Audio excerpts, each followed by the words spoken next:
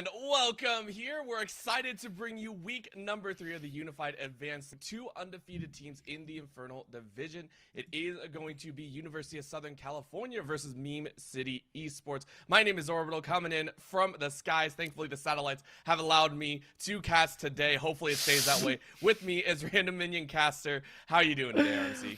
I'm doing good. Great opening. Worlds plays just start today, but Orbital, I'm a little bit scared that you're gonna cast a curse yourself here with calling that connection good. Fingers crossed. We'll see how it goes. If you've tuned into UAL before, you're familiar with us, and more importantly, you're familiar with Orbital's internet connection. But what you might not be familiar with are the teams tonight here. USC, Meme City Esports, USC here. Interesting team coming in. They are currently top of the Inferno division, but tonight they have to play, a couple of substitutes here. So we'll have to see if they can pull up the same standard that they've been pulling off so far. 4-1 game record. They have yet to drop a series. And facing off against them, the number 2 in the Inferno division. We promised you it'd be spicy, and here it is. Meme City Esports. That is an org that a lot of people are familiar with. They've been around in quite a few different unified leagues here. And, well, this team that they are fielding right here just got put together at the end of August, early September here. But it seems like they've instantly clicked, and it's showing in their results. They're 4-2 in game score. The only thing setting them apart here from USC is 1 loss. They are still also 2-0 in their match records. Yeah, and you will notice, if you're a fan of Southern Cal, there have been a couple shifts. You were talking about it earlier. That, I think, is going to be a huge highlighting point, is the fact that their main roster is not set right now. They had a couple difficulties making sure that they got here on time, and so some of the players are shifted around in a situation when you're going up against another team that is currently undefeated, that is challenging you for the number 1 spot. That roster swap could make or break your current situation. Yeah, so I believe currently the sort of changes in their roster here for USC is in the jungle position, Wuju Senshi coming in for Demon there. And that one's a little interesting because Demon, their regular starting jungler, likes to play, some of the more meta things like the Talon that is much more common that we got to see a little bit in Worlds today. Likes to play carry junglers, things like the Graves, like the Kindred, potentially even something like the Kazakhs as well here. Whereas when you look at Wuju Senshi, well, if you couldn't tell from the name, he's a bit of a Master Yi1 trick here. Besides that, not a lot known about his particular jungle playstyle. Of course, he plays other things as well. He's not going to get banned out by one champion, but I wouldn't be surprised to see a Master Yi ban come through for the side of Meme City Esports here. I mean, you got to respect it, right? And that is something to say considering kind of the shift that we've seen in the meta itself, right? At World specifically, I know some people had pointed out that Tryndamere was becoming very popular in that mid lane, and it's gotten crazy. It's gotten insane, and to me, another crazy one is the Kiana. A lot of people were pointing it out as well, and it had a full blossom in that first set. So, of course, as we get into Champion Select, we're going to see if these teams have also picked up on the meta or if they're going to bring the meta themselves. USC on that blue side to open, MCE, of course, on that red side. Van's coming out here very shortly. Right, and we touched a little bit on the fact that, USC has a one trick or two here on their team, but MCE, they've got a player as well. Their support, Bard for you. I mean, it's literally in the name there. Wouldn't be surprised if that ban came out. Their top laner, Jimbo, a little bit of an interesting champ pool as well here. He's been playing kind of more safer, more standard top laners, things like Trundle, Volibear, and then he randomly pulled out a Riven, I think it was last week or the week before here. So wide, very champ pool here. I don't know if you want to pinch it to try and control, but bans trying to come through LeBlanc, just a safe ban to come through Silas as well. They're targeting the other substitute. It looks like it's Bird of Sand here coming in for USC Inferno. And for the side of Meme City, well, there's that Master Yi we were talking about. It's almost crazy. It feels kind of funny that Meme City Esports are almost banning those meme champions, right? You don't normally see a Master Yi ban. It's almost as surprising as seeing a Mumu bans down top of the charts for a lot of teams. I don't know if we'll see it here, but that is the Ribbon ban coming out here. So like you said, like you pointed out, targeting potentially that top lane. They have pushed 2 against against Trigger, now 1 into Jim Ball, and that's going to be the return fire. The Mumu being a hovered, and should rightly be banned away in this situation. Yeah, I believe Mumu might take some nerfs in the next patch, but we're still on 11.19, and they let that one through. Shobu, the support here for the side of USC, has been spamming a lot of Mumu in solo queue here, so feels a little bit dangerous letting that one through. And USC, I'm going to ignore those because I think those are probably, joke hovers for now. The J4, however, would be quite fair. Defragmentizing has gotten his hands on it 5 out of 6 games so far in the UAL. Yeah, why not? Right? Why not? It is a champion that is very reliable. There's a reason it was the staple jungler for so long. Rising back in popularity has been a great time. Now on the other side, though, they're looking for something to counter. Once you see the enemy jungler, it's good to pick up your own. They're hovering over through a few, and they actually land on the Nocturne, which, if it is going towards that jungle, will have a pretty fast clear speed. But of course, when it's left open, it should at least be hovered or picked up in your own side.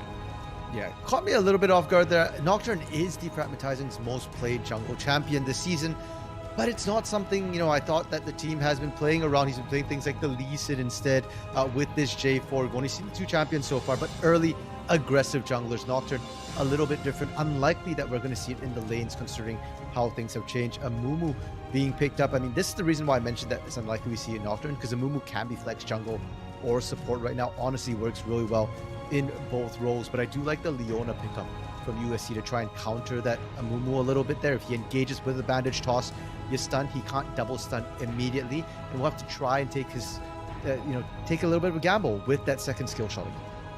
Yeah, I'm actually surprised it's not the Rakan, which I think is seeing the Rakan or the Alistar, which are 2 that a lot of people do like to run into the Mumu. It allows a lot of good collapse, but again, fighting aggression with aggression.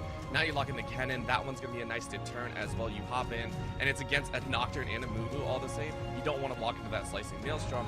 Now you bring in the range. MCE going ahead and saying, hey, let's bring out a few more Yordles. There's 2 so far, possibly a third, and there it is. That's going to be the Tristana locked in. I thought it was Ziggs. Tristana works just as well. Still completes the setting up the move into the second round of bans. I'm tempted at this point overall to call that as an AD carry, Tristana coming through. I'm not sure how much Trista Trigger's been playing. Certainly nothing recently here in their match histories. Honestly, would have liked to see the Ziggs a little bit more because, as you rightly pointed out, range is going to be key here. USC, that's huge engage and AoE coming out, right? All 3 of those picks, big AoE tools, Slicing Maelstrom, like I mentioned, Solar Eclipse coming through for the Leona, the Cataclysm as well for J4. Yes, Tristana can hop out of all of that there, but you get something like a Ziggs in the first place. Trying to even reach that Ziggs is a bit of an issue, so we'll have to see how this one pans out. Does at least give them early game aggression now. ADC bans coming up from Meme City here, trying to pinch the pool a little bit more, and I especially like this Misfortune ban. It has been a pick that's been coming up very strong in lane, and it's been pairing so well with all these big engage tools. Yeah, and with those bans as well, you do assume that Tristana is bot side, right? The only reason you would pinch is if you're already pinned for ADC, so I like it. Go ahead, show your hand. It's a nice little flex. Now on the other side, USC, they are targeting that top, right? The Volibear banned away so far, looking for probably one more. Yep, Wukong being hovered, and that would be a nice one to take away. But the Tryndamere, okay, I like this, hey, gotta respect the Tryndamere that's come out. Anyone can pick it up. You just right click, you just send it. Some one trick's gonna flame me for that later, I'm sure of it, so I'm very, very sorry in advance. But it is gonna be that Wukong. Tryndamere still left open. I mean, if you watch Worlds, just build 3 rejuve feeds, right? And then just lane forever, wave clear forever. Ultimately, they do. Mundo build or something, right? Yeah, just sustain forever, right? They have ultimately banned out the Wukong, and I think that one makes a little bit more sense. Yes, Tryndamere is open and available, but so far, neither Jimbo nor Trigger have shown a propensity to play that champion, so nice nod to Worlds. I appreciate it. Orianna coming out, and I like it not just as a strong pick to go with the Amumu or with the Nocturne as the ball delivery, but it's a great deny away from the side of USC as well. When you see that much round circular engage there, the last thing you want to give them is another ball, another circle to add to that Venn diagram for them. Yeah, it's feeling like it's turning into the wombo combo of old, where you just send it against both of the teams. You know, whoever gets the combos off first wins. And the best way to deal with the wombo combo is to survive through the wombo combo. Aatrox is going to be locked up on that top side, or actually that possible mid. And it's getting a little bit crazy here. We have pretty much all in engage. The hover over that Kalista, now swapping into that Xayah. So thought about going a bit more aggressive, decided for the defensive, and now we're looking for MCE style. No. That would be so rude. That would be mean. That would be disgusting. I played against one Tom Kench, and I swear if I ever play top, I'm banning it again. It is going to be that Trundle, though. It is going to be Trundle, a little bit more aggressive enemy, a little bit more fun to watch. Orbital, buddy, you're a couple of patches behind, man. Tom Kench has been terrorizing the top lane for, what, a month, 2 months? Maybe listen, even I don't 3 play by this top. point. Top is an island. Leave it alone. I'm mid. I don't care about a fat dude running. Okay, that sounds really bad. I don't care about a very beefy Tom Kench running after me. It's still terrifying to my core. Trundle is locked in. Fair enough. Honestly, canceled, talking about fat, man, I think a Gragas would have been a great pickup, actually, to deal with all this engage. Trundle, pretty decent. Not bad by any means here, but doesn't feel like something you're picking necessarily for the composition. It feels like a bit of a comfort pick coming through for Jimbo. He's played a lot of Trundle so far in this split. Trundle 2 games, Volbear 2 games out of 6 so far here. So a comfort pick coming through in USC. I want to touch the Xayah pick a little bit, because sometimes, a lot of times at this level, when you see sort of big wombo combo engage AoE style team fighting compositions, what we see is a 4-1, where your top laner is often a split pusher, because you already have enough engage, enough burst coming out of everyone else. You don't need an additional bit coming from the top lane. USC has gone all in on this, and instead what they did was they flexed the AD carry a little bit. Instead of something like, you know, a Varus, something like a maybe a Tristana, like we see come through, something that uses a rune on Hurricane, they go with the Xayah, who's very strong team fighting, but also a little bit safer here. For the side of Meme City Esports, you have to look to try and find that AD carry who will be sustained damage, but Xayah is very difficult to lock down. So I like the drop from USC. It is a little one-dimensional. Meme City, on the other hand, a lot more tools to come through here, but I'm very scared that their team fighting will not quite be able to match up Trundle. Yes, you can slow the engage. It works well against the Kennen, but, you know, compared to the Jarvan, the Leona, not so sure how useful that pillar is going to be. Likewise with the Nocturne here, turning off the lights is going to be absolutely massive, but again, is it going to be enough? I'm not so sure. If they can find their engage through the darkness there, Nocturne's going to be of questionable effectiveness in these fights. Yep, but only time will tell. Only the teams themselves will be able to pull out the answer to head onto the Rift for game number 1. So let's go ahead and run down the players that will be gracing the Rift today. On the blue side for University of Southern California will be Kimch. In the top side, Wuju Senshi. In the jungle, Bird of Sand. In the mid lane, the Humbler, hoping to humble some people in the ADC role, and Shobu at support. And on the red side here, it is Meme City Esports with Jimbo in the top lane, defragmentizing in the jungle, Trigger in the mid lane, and Caspian and Bard for you holding up this bot lane here. Yep, it's going to be a good time, hopefully, for either team, as all I can see at level 6 is going to be a collision, a crash course of epic proportions, right? As soon as all level 6s come up, someone's going to pull the trigger, and as soon as that happens, everyone else is going to join in. Yeah, and it's going to be interesting how that happens as well, right? Because for the side of USC, we already said they want to group up, they want to have that all in together, but they need to walk there. Whereas for Meme City here, their level 6 has a bit more options. They've got individual lane strength and Nocturne as well. You want to instead play to where USC isn't with this Nocturne, with that Paranoia coming through. So vision going to be paramount. But speaking of vision here, there is none, and Wuju Senshi has snuck into the bush. Oh, and you know you like to see it. Level 1, or level 2 gank, I should say. Caspian's running. One more on attack is going to take it. ADC flashes in for it. All flashes expended, but it is going to be worth aggression coming out of the USC side. And we were worried that Wuju Senshi maybe not as aggressive as Demon, the regular starter who's been doing most of the action. Sun comes down. Oh, if Bard had gone for a little bit further, I think that trade could have worked, but it isn't going to happen. That will only be a trade of the Ignite Flash out of Bard and a death for Caspian. We'll have to see if this is worth it, because I don't think Bard stepping any further up would have been safe for him. You don't want to give a second kill over. And killing the jungler is nice, but just delaying the jungler is a serious thing to do. Being able to slow down this J4 can help protect your other lanes. We'll have to see if Defragmentizing can make use of it. Top lane, though, heavy trades coming down. And it is favoring Jimball right now. Didn't want to try and finish it off. So Kimchi is allowed to recall without burning that flash.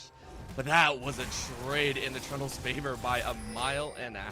You can see CS in the advantage of Trundle as well. Already 10 above. Except this wave is quite large. If Kimchi can farm under the tower, it should be okay. If only Defragmentizing was on something like the J4 or the Lee Sin himself there, that could be a threat of a dive under a turret. But Nocturne can't quite pull it off early, and Wuju Senshi is just right in the wings there, farming up as well. So Kimchi gonna be fine for now here, but this spells good things. You pick that Trundle to answer the Aatrox here in the lane. If you can't find the leads in the lane, you are really going to struggle later on in those team fights. Gotta get through that early game if you want to be able to be efficient in the latter stages. Level 3 on both bot laners. That's gonna be a rocket jump out. That's going to be the junglers now duking it out. Red buff on Defragmentizing, though, so that will give them an advantage and a level. Fear comes out, a nice little slow. Remember, Ruju doesn't have any flash, so that's just a simple walk down as Trigger is allowed to pick up that kill. Well, it's simple walk down there from Defragmentizing, but all of Meme City collapsed quicker, collapsed faster as well, and that speaks well to them. I mean, yes, USC got the first move here, shows that they're proactive, but Meme City still have the coordination to deal with them. And this time, this collapse nets them something. Defragmentizing able to go in and steal away some camps. You talked about the top lane CS difference, but look at the jungle CS difference here, Orbital. Wuju Senshi's barely cleared any of the camps in his jungle. Yeah, and I think that has to do with Defragmentizing really putting a stop to it early on, as we do see a jump in on the bot side. That was aggression. A teleport call, and that was to deter Defragmentizing, who had rotated down.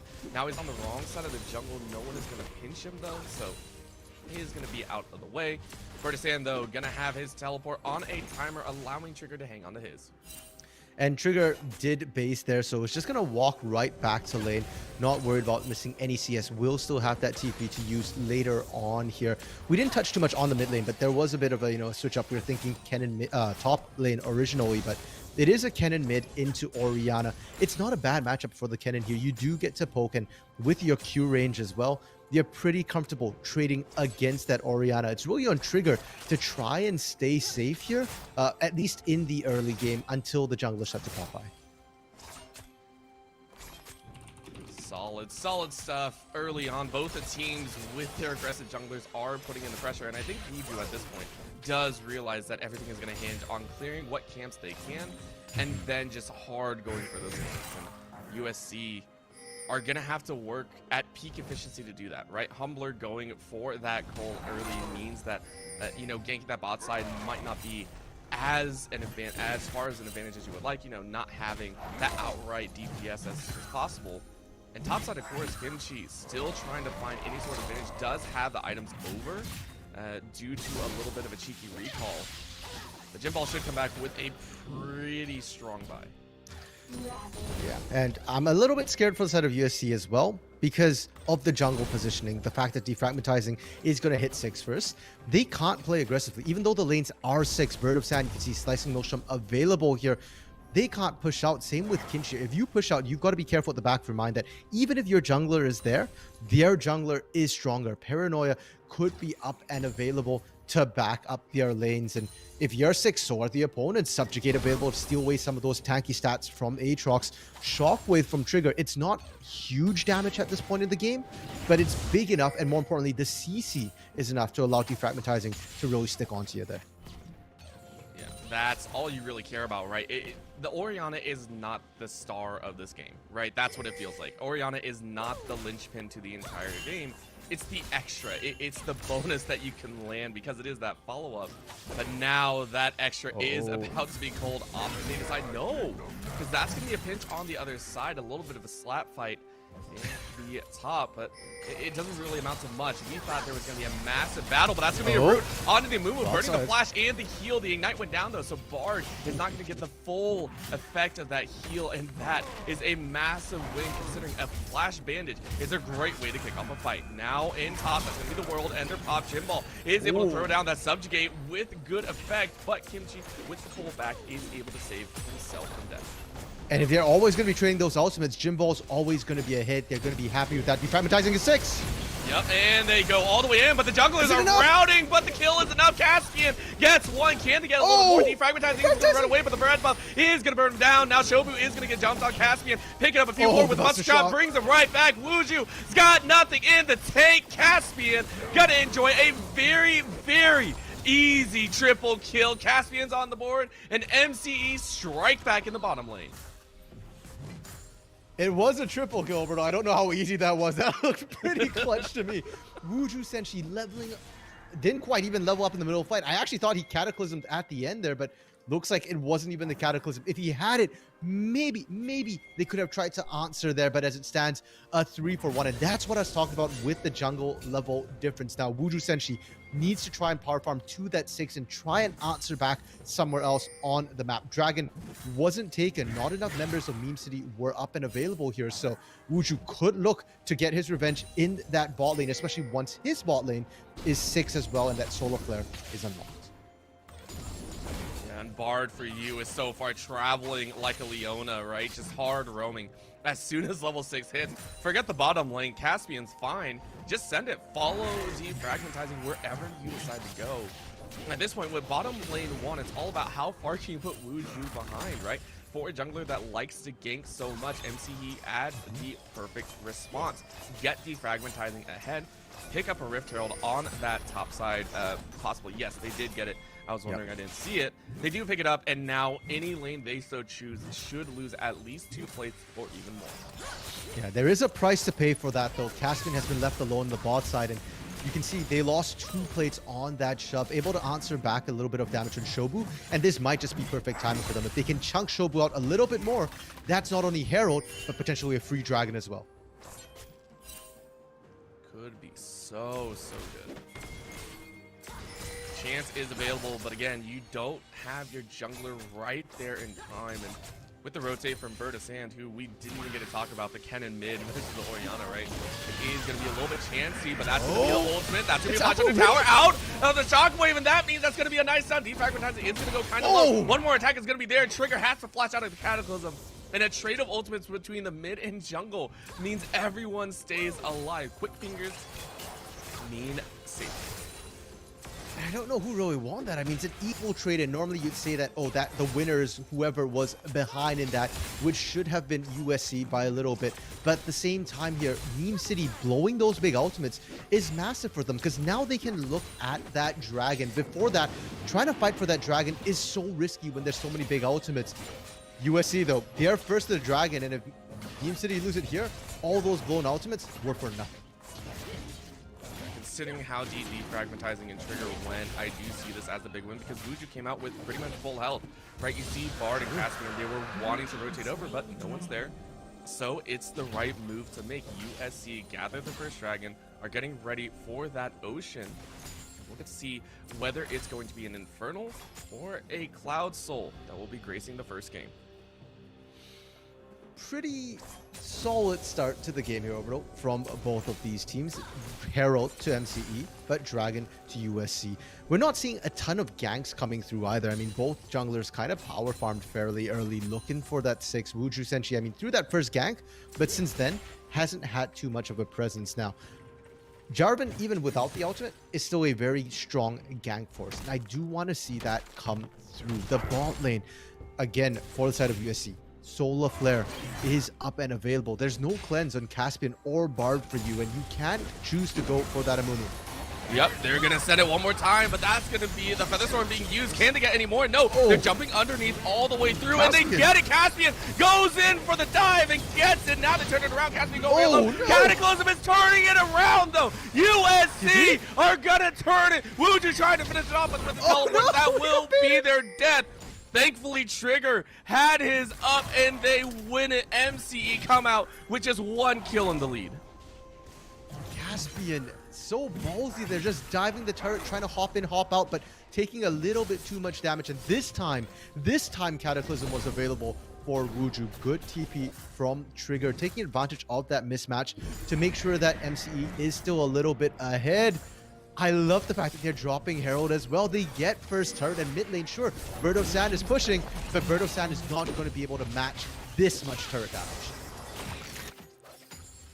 It feels a little bit like this cannon was supposed to go top. It was supposed to be that top lane counter to whatever they were going to throw, and yet it's kind of been forced into the mid. And considering how Trigger has been using that teleport, how Trigger has managed to keep a CS lead while still gaining 2 kills, he has played an immaculate game. So Bird of Sand, right? We want to see him be able to farm up.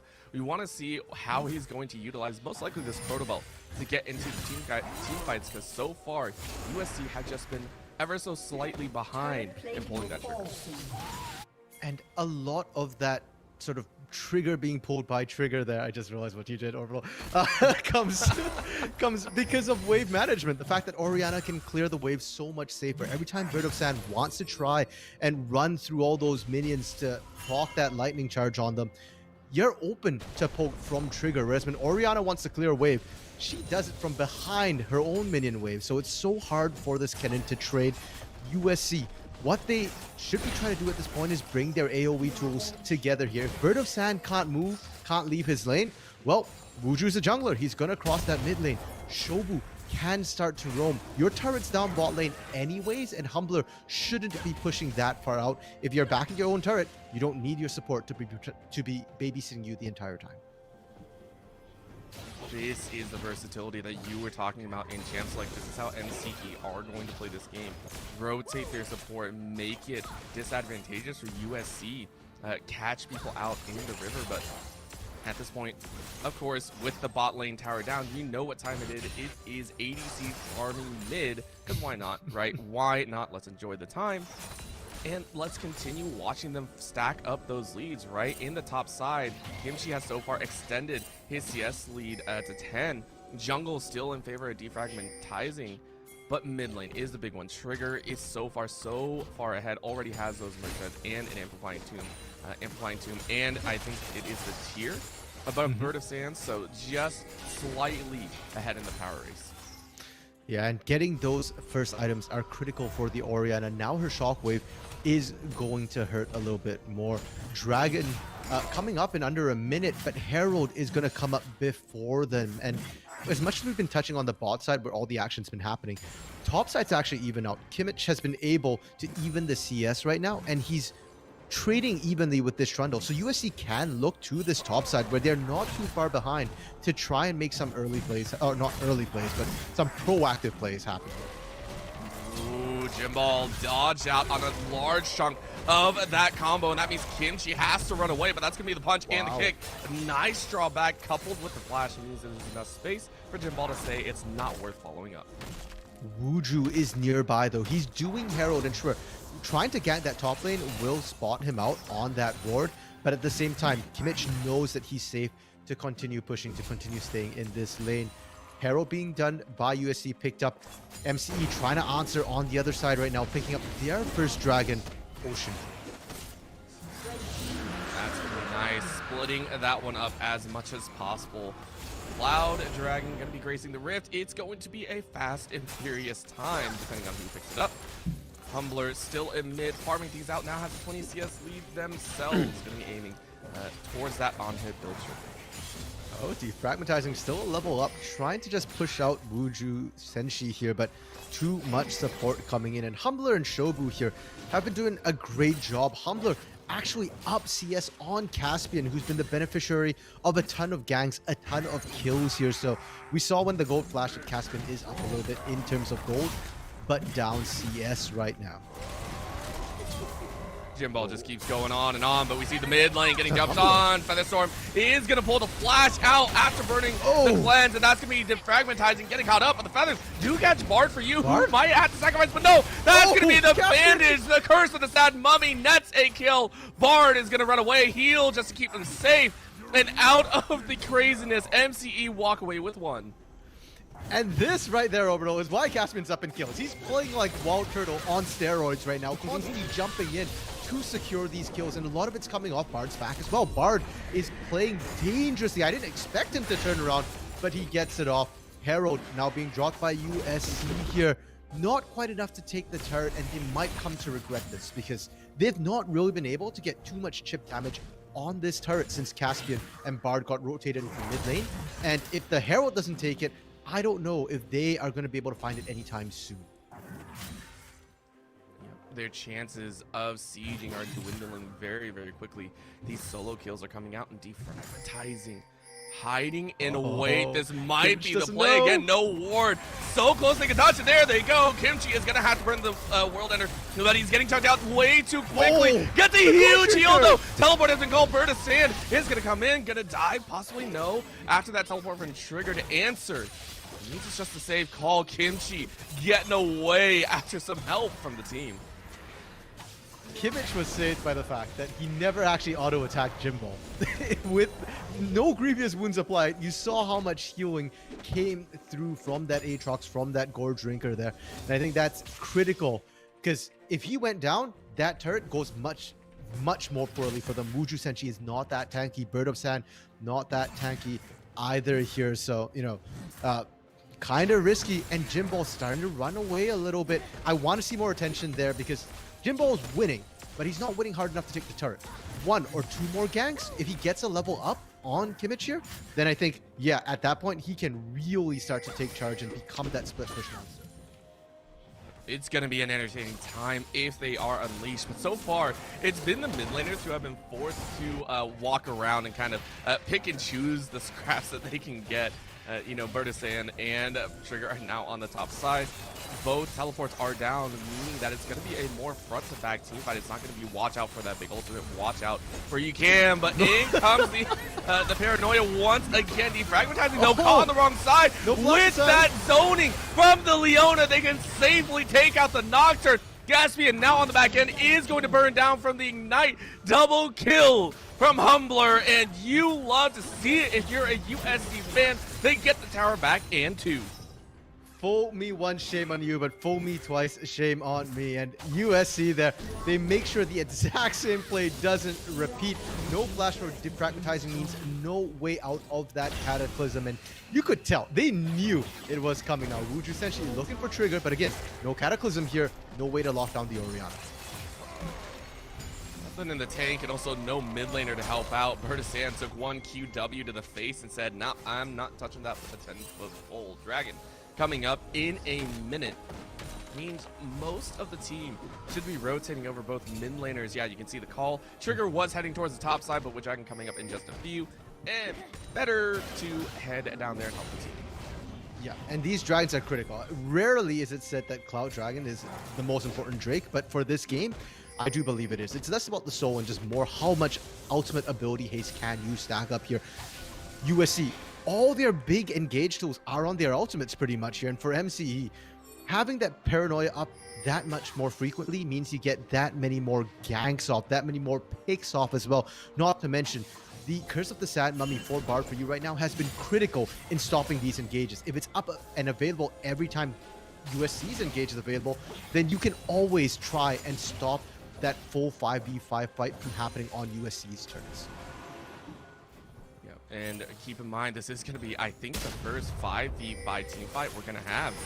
The top laners haven't been around, and when the top laners have, mid laners haven't. They're going to take, it's going to be the pinch, and they're going to go on the weaker flank. That's going to be a charge out, and a great stun. Listen, the ultimate gets one, and that's all they need. Second might fall quickly as Kimchi flashes to the rest of the team. Shockwave! Shockwave lands on all of the back line, and MCE say thank you. But look at the two still surviving. Wuju is going to flash out. Cassian's going to clean up. That's going to be a stun, but that is the very nice trigger from that Gale. It is going to be Caspian coming out with multiple kills, 6, 3, and 4. They get the ace, and MCE get a well-deserved dragon. The turnaround from Meme City there was so decisive. No meme, no joke. Nothing about that was funny there. As soon as they realized there's two people on the flank, they don't know. They turned, zero hesitation. And you could even tell that USC didn't realize that they're being engaged on initially. Paranoia comes out.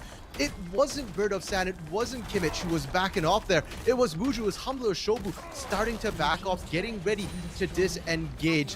The only bright shining light for USC, the minions at least managed to take the mid lane inner turret. But it's scant comfort right now, given the loss of that fight. If you traded Dragon for a turret, it's worth it. But Dragon for a turret and an turret for a Dragon and Ace, that's a very painful price tag. It is, and you can see multiple members on MCE are now stacking their items away. Archangel staff coming out for Orion already completed some Ludens as well. Working on that Zanya, so you're going to see that ultimate come out so often, but most importantly, Caspian now back on top. We saw them fall in that mid lane engage earlier, now back on top in the ADC game. It's going to be so dangerous, right? 2.5 compared to the 2.5 Humbler. ADCs are going to be the question. That's going to be a solo field landing, but a nice spell shield is going to at least slow that stun, but too much damage is coming through. Nocturne falls, and Daylight prevails in that fight. Just a little bit too far from defragmentizing there. You do have to set up your Vor Vision as you move along, and unfortunately, when you don't have the vision, you need to buddy up there. This might cost them because defragmentizing was the jungler. No smite available. And Meme City here, you've got to try and poke them out. There is Paranoia available on defragmentizing to get back in the fight quickly once you lose things. Yeah, but the thought of a 3-man wombo, 2-man, I want to say wombo combo is still very scary.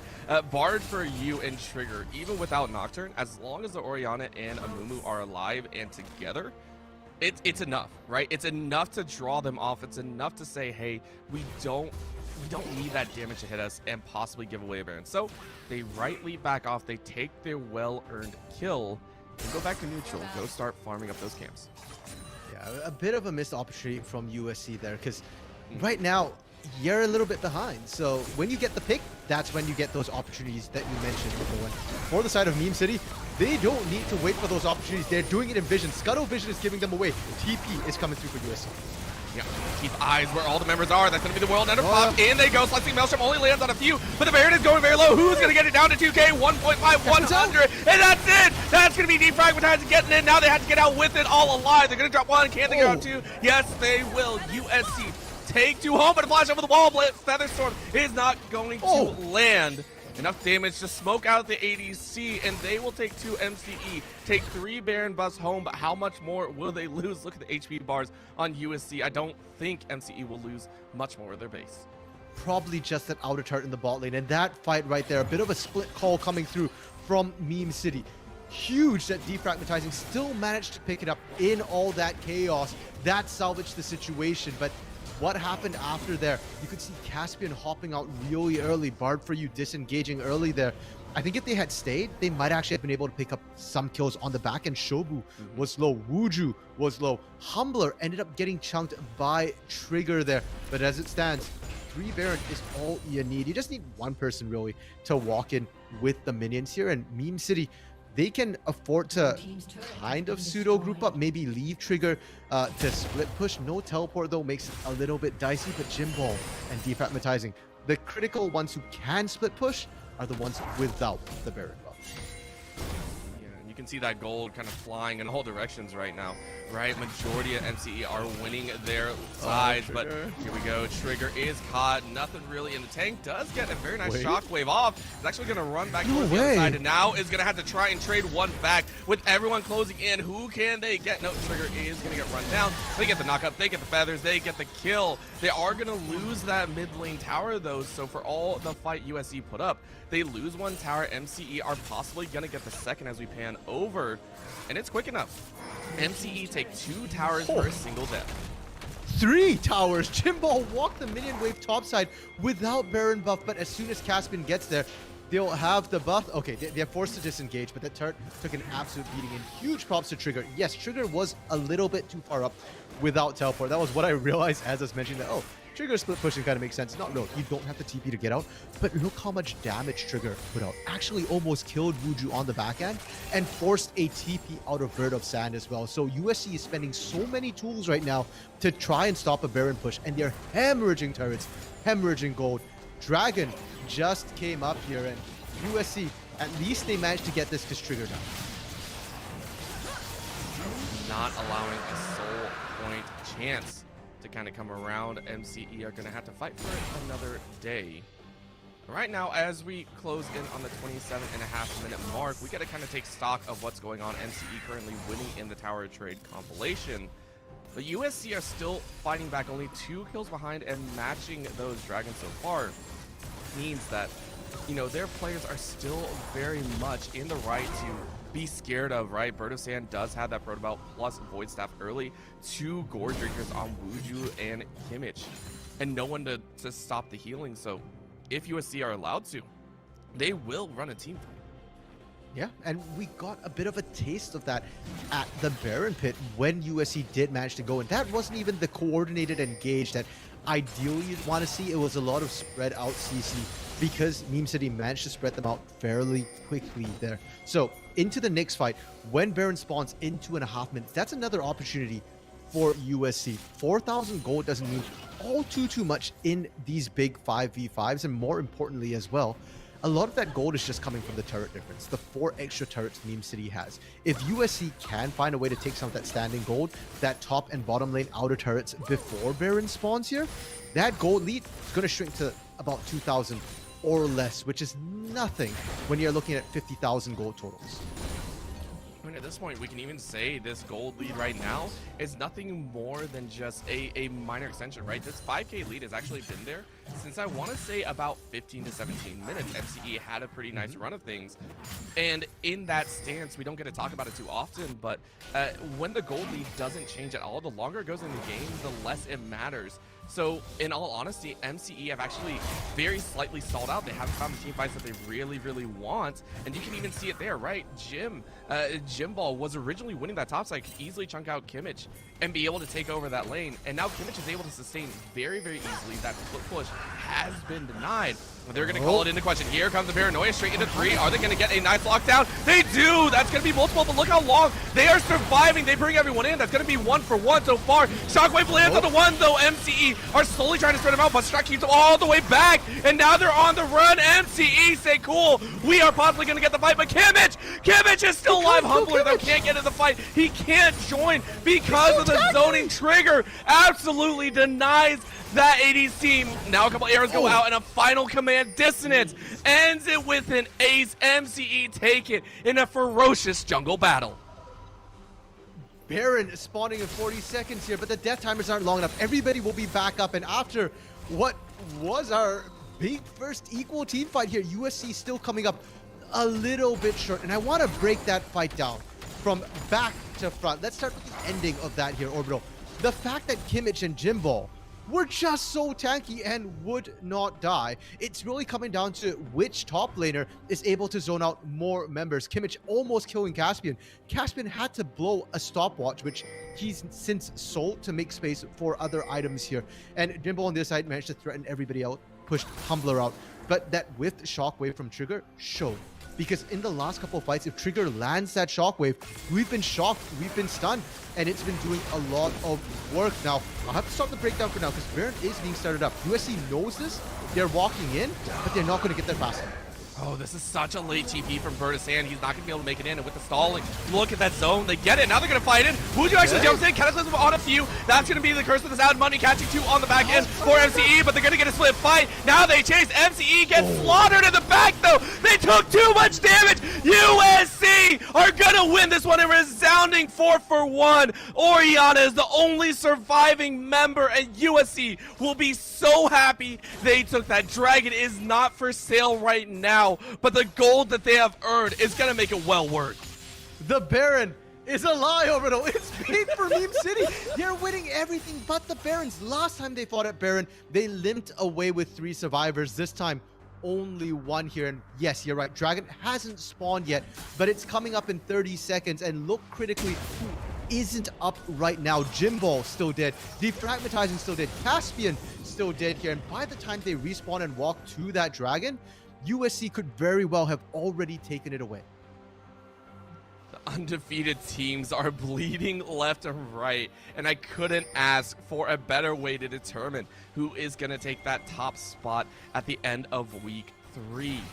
Shobu and Bertisand going ahead and hiding off in the wings. With Dragon coming up, they should have full control. You can see the wards, you can see all the vision is in their favor. Not a single vision piece. There we go. That's going to be a little bit of information, but they take it so quickly.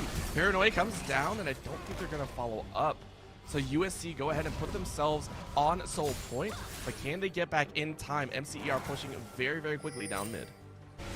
Trigger is not with them. Trigger is the one with the Baron buff. Tried to stop them there, tried to slow them down, and no TP either means that Meme City, they have to abandon the push. They were not together on this one here. The inhibitor gets to stand, but Caspian will be able to at least pick up that top lane inner turret as a consolation prize to come through. TP though. Image. Yeah, they're gonna look for it, and again, they might only find the move of Kimmich. Pops the World Ender, misses on that route, so I think Bartholomew is gonna walk away. So it's now they're gonna trade. They chase with 5 and now give up their inhibitor. So MCE at the end of the day, mistake for mistake, leads MCE to a lead. Yeah, but oh, he didn't take it. Oh, dang it. I was so excited. I was so excited. For the steal, no. I mean, for USC though, they're okay with this. Yes, you lose a turret. That's gonna stay a while. That's a little bit more gold, but more importantly, you get Dragon, and we already explained how important it is to unlock their ultimates here. Normally, with a big wombo combo engage composition like that, you do have to worry about your damage falling off a little bit.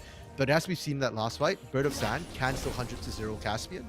And Humbler on this Xayah, now 8, 5, and 6, is starting to catch up as well. Is a bigger team fighting monster than this Tristana. So USC are going to be happy taking that Dragon more than trying to catch up in gold here. It's a game of inches, and it reminds me of the old days, right? The days of just everyone press R, whoever presses it better wins. Gold doesn't matter. Whoever did better in the early game, it doesn't matter. It matters about how well you can fight these late game stages, because again, death timer is now climbing into the 50-second regions. It's gonna be so long until someone respawns, so you have to be so careful. And I wouldn't be surprised to see team fights where the ADC just dip. Right, the ADC just say it's not worth it to die. It's not worth it to commit to these situations. Normally, yes, overall, that is a concern. But when you look at how Caspian's been playing, this man has no fear of commitment. If anything, he's overcommitting to some of these fights. And for Humbler, yeah, he doesn't want to commit, right? This is that Xayah who you play backwards for. Instead, I'm looking a little bit at how the engages have been coming through, because USC have lost the fights where they haven't been able to quite corral Meme City into a corner, which means everywhere outside of the Baron pit so far, and potentially it should also apply to the Dragon pit. And for Meme City, Defragmatizing's engages have been questionable. He's been burning Paranoia and Humbler over and over and over again. And I appreciate the sentiment, but that is a Xayah. It works early before she can get enough damage to kill you. Last couple fights, it hasn't worked, and more importantly now, Humbler has a GA. Killing this Xayah the first time is not enough. If you're dead and you're trading your life for hers, it's not worth it unless Defragmatizing completes his GA before the next fight. I I think it's also an understanding that defragmentizing is not going a burst build, right? He's not going for kind of that one-shot mentality. He's going for the tank. He's not looking for the back line. So Humbler should be free, like he stated, to play a little bit further up to possibly forfeit that first Sliak and go for the second. I'm not sure how well it's going to roam out, and Trigger so far, right, hasn't found an amazing shockwave. USC haven't given them the opportunity. And now, with pretty much everything coming up at the same time, Baron in 40 seconds, Dragon in just a minute, I think the focus of both teams is going to be split on both ends.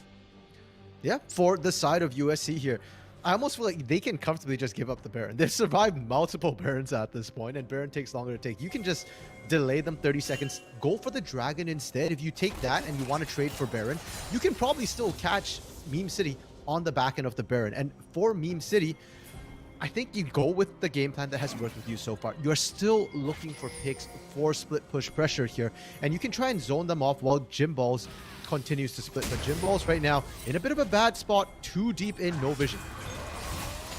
Not where you want to be. Jim Ball is going to go ahead, throw down the stun gate, get a little bit of healing, but I mean, what more can you do? A nice little stun and root means that the paranoia is going to be dropped. I think that's just to possibly scare them. I mean, that's an ultimate use, and they're going to get the Baron, but the teleports are coming out. They're actually going to fight for this. Can they get out? There's nothing, and now it's going to be the chance. The Cataclysm catches one, Trigger flushes out. Now they're going to chance it. Now they're going to fight back. Curse of the Sad Mummy used only on one. Bard goes back in, and they get the kill. Trigger gets one. Shockwave lands only on the Aatrox, and they're going to chunk down. That is humbling. Defragmentizing. No paranoia in sight. That is gonna mean Dragon is fought over, and Trigger is the only one that is going to try and stall. No shockwave, no real power, and that should be Soul for USC. A Baron for Soul. You tell me if it's worth it. No, Orbital. No, it isn't. As I laid out earlier, I mean, USC, you're happy to pick up the Soul, and you don't care too much about the Baron here. You're still the stronger team fight. There's a bit of a, cart before the horse situation there. I was expecting Dragon to be the tool, the bait. It wasn't. Baron was really what Meme City went for first, and UFC then had to pick up the remaining prize, and it's coming off of Jim Ball. Split pushing a little bit too far. This bot side has not been fortunate for the side of Meme City. Trigger got caught there. Jim Ball got caught there. Yes, Jim Ball should win the 1v1. He's up a level as well on Kimmich. But you need the vision at least to make sure you don't get collapsed on by 4 or 5. The rotate onto Baron was a beautiful call to answer, but now it's on Meme City to try and make use of this Baron. Stalling is not in their favor. They are not scaling that much stronger than they already are. Yeah, and I'm actually kind of terrified that on the side of MCE, they only have one Grievous Wounds item, I believe. Taking a look through the inventory, it's only on Jim Ball, which means Kimmich and Wuju are actually going to survive for a lot longer than you might expect, right? This is two champions that Lifesteal love to power through, and if Caspian is not going to pick it up as a 6th item, if Caspian is just going for like that Bloodthirster or like you said, a GA potentially, the damage is there, yeah, but you're not going to slowly shred anyone through. It's going to be so difficult to power through some of these champions, and USC are going to have more time to be able to lay down their ground plan to get to the rest of the team there, depending on who starts that fight. Yeah, that's definitely what we've been noticing, at least, not being able to kill Kimmich quick enough, not even being able to kill Bird of Sand quick enough, who has been spot on with finding Caspian in a lot of these fights. And the moment Caspian's down, for Meme City right now, the fight is largely over. Triggers can only play kind of cleanup at the end of that once the Tristana is dead. Now they're trying to set up a death bush here to punish. They're dangling Trigger as bait here. The decision is sound, but the problem is that there's no turret here and there's no good death bush right outside the base. You can't do that when you're trying to crack an inhibitor turret. Yeah, and I would call that a win for Southern Cal, right? This is the team that that unfortunately had to go for that Elder. As much as I say that's unfortunately, right? They had to go for that Soul. They did collect it, but they had to face down the onslaught of a potential Baron push. It hasn't happened, right? MCE wear it out. They don't get anything from it. So USC consider that a win. They're the ones with the permanent buff. And with Elder spawning in about 3 minutes, a little bit more time to farm up, a little bit more time to get more items into your tanks, into your front line to keep Humbler and Bird of Sand alive. And for USC here, their tanks still have time to grow. They still have space in their inventory here. So USC are okay with this slow pace of the game. Baron, largely irrelevant here. I mean, even for USC, yes, getting Baron for them would be much, much better than MCE getting it. But Elder is where everything is at. And I want to see Meme City really all in for this Elder Dragon here. Trigger is 7-1-7. It's extremely potent. We've seen just the dissonance alone chunk out Bird of Sand and Humbler.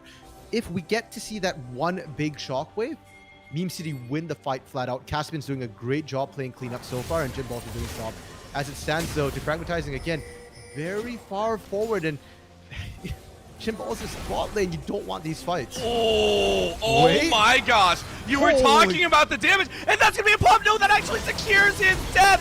Trigger gets a free kill. Now the Curse of Sad Money is used on the Burst down, but then burst out too.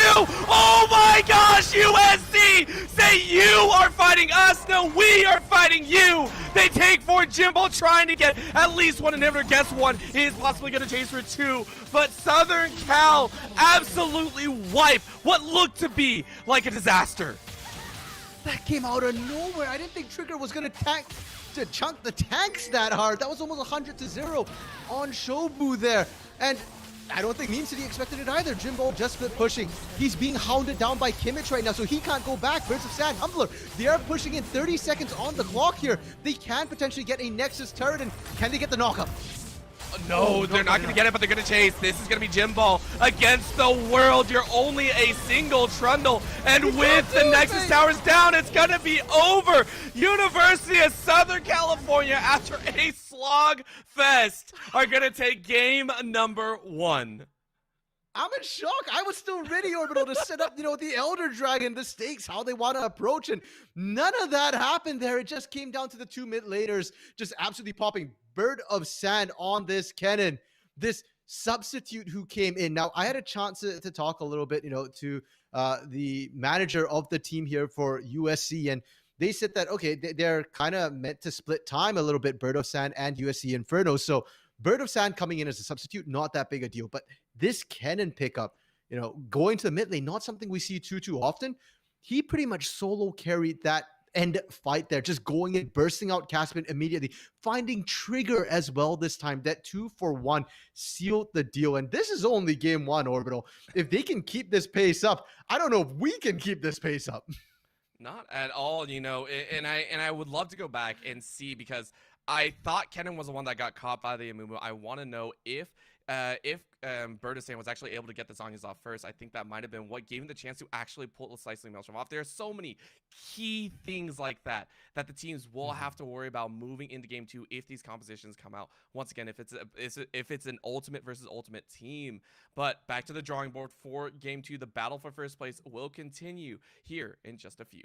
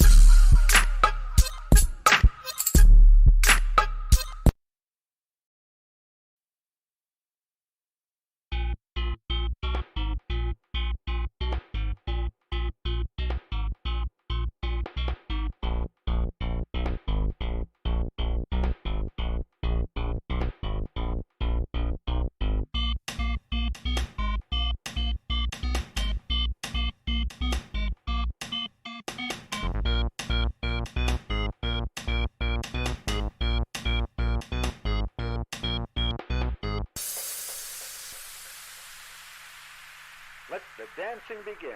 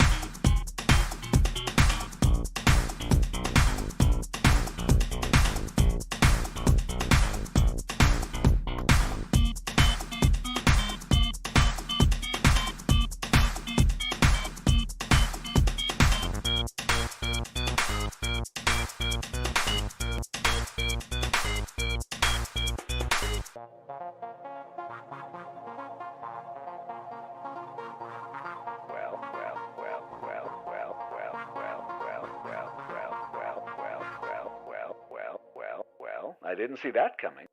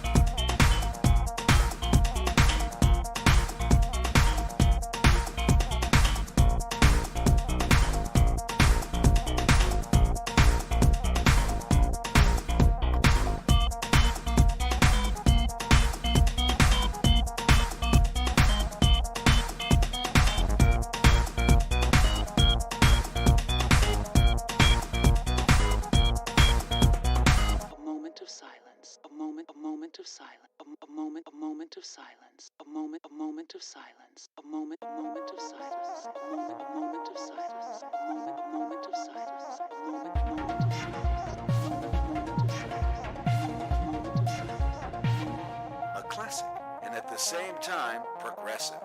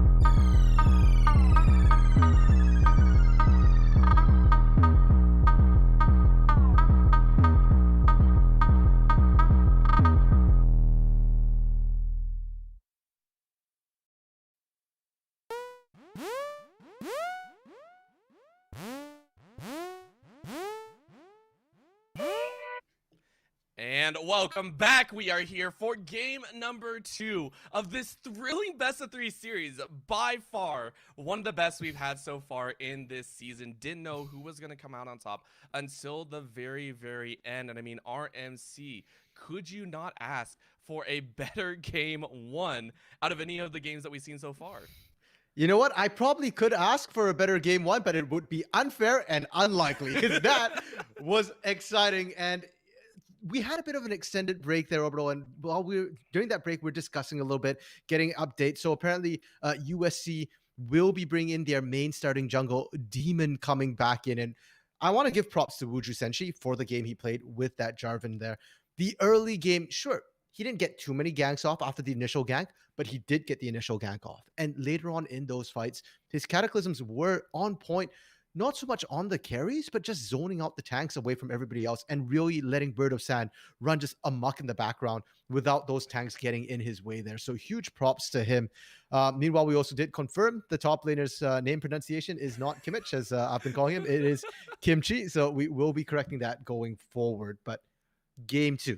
Need to talk a little bit about the changes coming through because Kennen, a little bit out of left field. And I don't know if Meme City have an answer. I feel like the easiest thing would be just to potentially ban it. They had a Master Yi ban because of Wuju Senshi, and now that Demon's coming in, you could potentially open up that ban to ban Kennen, or maybe you open up the Senna instead to ban out the Kennen and let that through. Yeah, there are so many options now, and that's kind of the fun that comes with having a substitute or having kind of a player swap is you have to change up your whole style. It's chess, right? It's playing chess. You sacrifice that king for something else, or you trade it out, right? You upgrade that pawn to a queen, and all of a sudden, your entire game plan is thrown out of whack. So now, we do get to double check, because at the same time, even though that Kennen did massive work, it was on a team fight that didn't look in their favor. It's the power, and I'll go back to it as many times as I need to. It's the power of the press R comp in the late game stages. It never matters about who won the early stages. It matters about how well you focus. So can they do it? I do believe we do have a side swap as well, which means this squad of MCE will have a chance to pick up some of those priority members. The Amumu looked, I want to say, better than others that we've seen, but not spectacular. So we'll see if they focus it again here in their draft phase. And to be fair to Meme City here, I don't think it was really execution errors too much at the end there. Yes, there were some fumblings in the mid game, and that put them in the bad spot that they were in later. But towards the end, I mean, Trigger getting the kills pretty much on the 2 tanks of all people there. You know, the fact that Wuju Senshi got absolutely burst down. Shobu as well was massive. I think a lot of it just came from the fact that their composition was never meant to go that late into the game. And when both teams could only team fight, that was really when we started seeing the problem come through.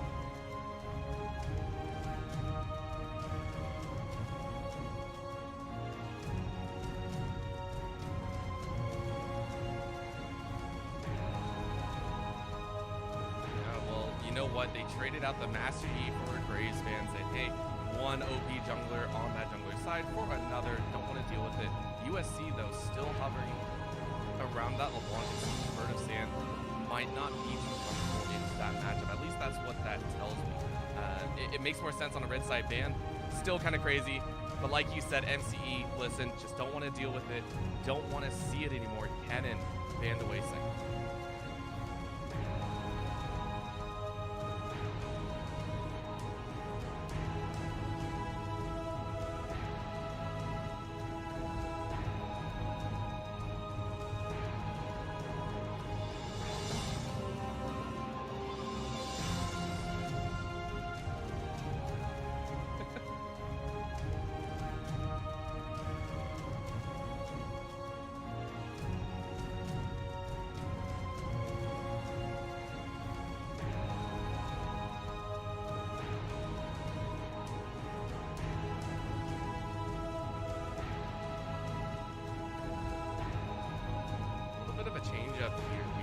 That's in Zal. I think that was not in the rotation before. The Silas, though, this time coming out in third. So USC, I do believe, are keeping the entire ban phase the same. No? Are they going to solve that? Yes, they do. So they still prioritize that one and say, hey, look, it was scary enough. We're not sure if defragmentizing will pick it up. Better safe than sorry. MCE go cool. He left it open. Amumu is going to get a couple friends to join him for a second game. should be locked in here shortly. Yeah, I really like the Amumu pickup. I think it did wonderful work as a support there. Again, I said it before last game, huge props to Bard for you. A lot of those disengages came from that Curse of the Sad Mummy. A lot of the counter engages came from that Curse of the Sad Mummy here. But the question is, what do they want to pair with it? I think the Nocturne pick kind of worked out, but not sufficiently. So it's still the jungle, which I'm questioning here. Do we see, maybe the likes of a Lee Sin come out, which I think is something that Defragmentizing has looked very comfortable on. USC, though, playing with the idea right now. I think Leona blind is still very strong, and they're just going to lock that in first, just matching that AoE potential from the It worked once, why not again? And that's something that we have seen, kind of that meta shift of the support styles. How do you kind of how do you deal with this champion? And it is Leona. Follow up with what kind of worked last time. NCE had the Orianna before. USC, they're saying they can work with it a bit better. Nope, they lock in that pocket Malzahar, like you were talking about RMC. They are going to do the CC strategy. Okay. You know what? I was looking at the Orianna. I was like, I actually like the Orianna here, right? It's always a great pairing with that Leona. And really, the Orianna wasn't the problem for the side of Meme City last game. In fact, it looked great for Trigger. I wouldn't be surprised if they pick it again here. Malzahar, for me, always feels like a bit of a champion you pick when you don't know what you're going to run into and you want to be safe. Or when you're playing against a specific assassin like the LeBlanc, like a Fizz, something that he can hop around quite easily here. But it does change the game plan. Your team fighting is not going to be as strong. And when I look at what Meme City is drafting right now, USC needs to find some other tools here. If they try and team fight against an Amumu, Misfortune, and Orianna, they're not going to win this. It's going to be so difficult. And USC, of course, going right back to tried and true. Bot lane that worked before, it's going to be a little different because of the fact that we are going to see that Misfortune coming out on the other side.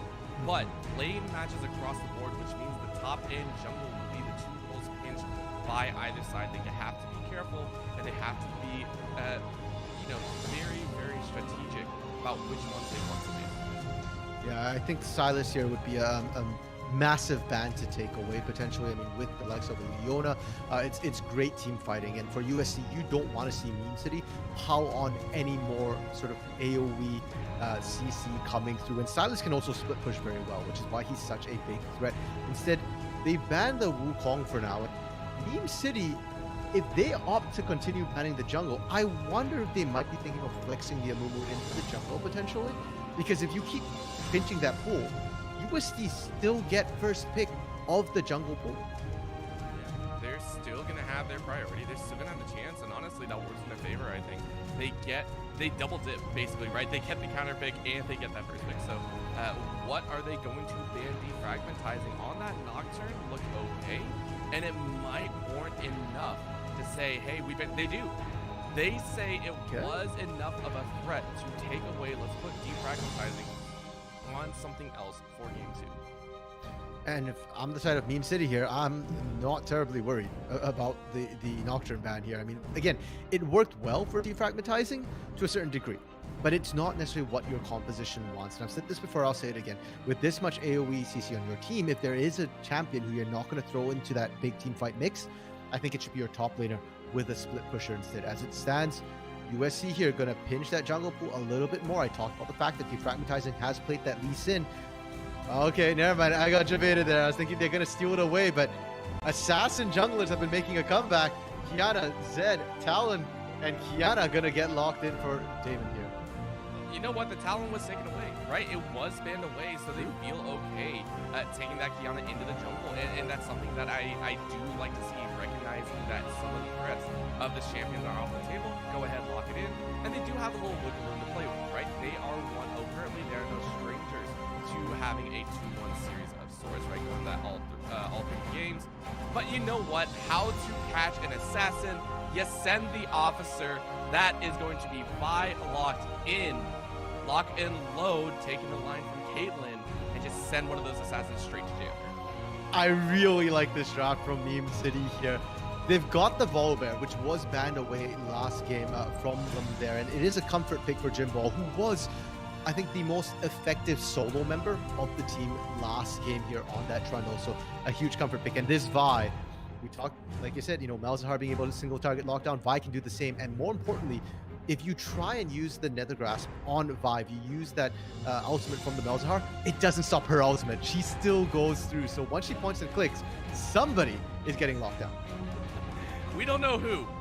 It's sometimes difficult. There's a giant red circle on the ground and a line aiming from Vi. Still, sometimes it's very, very difficult. You don't want to be in the line of fire, so you will have to split your composition. The Aatrox locked in once again for Kimchi in the top lane.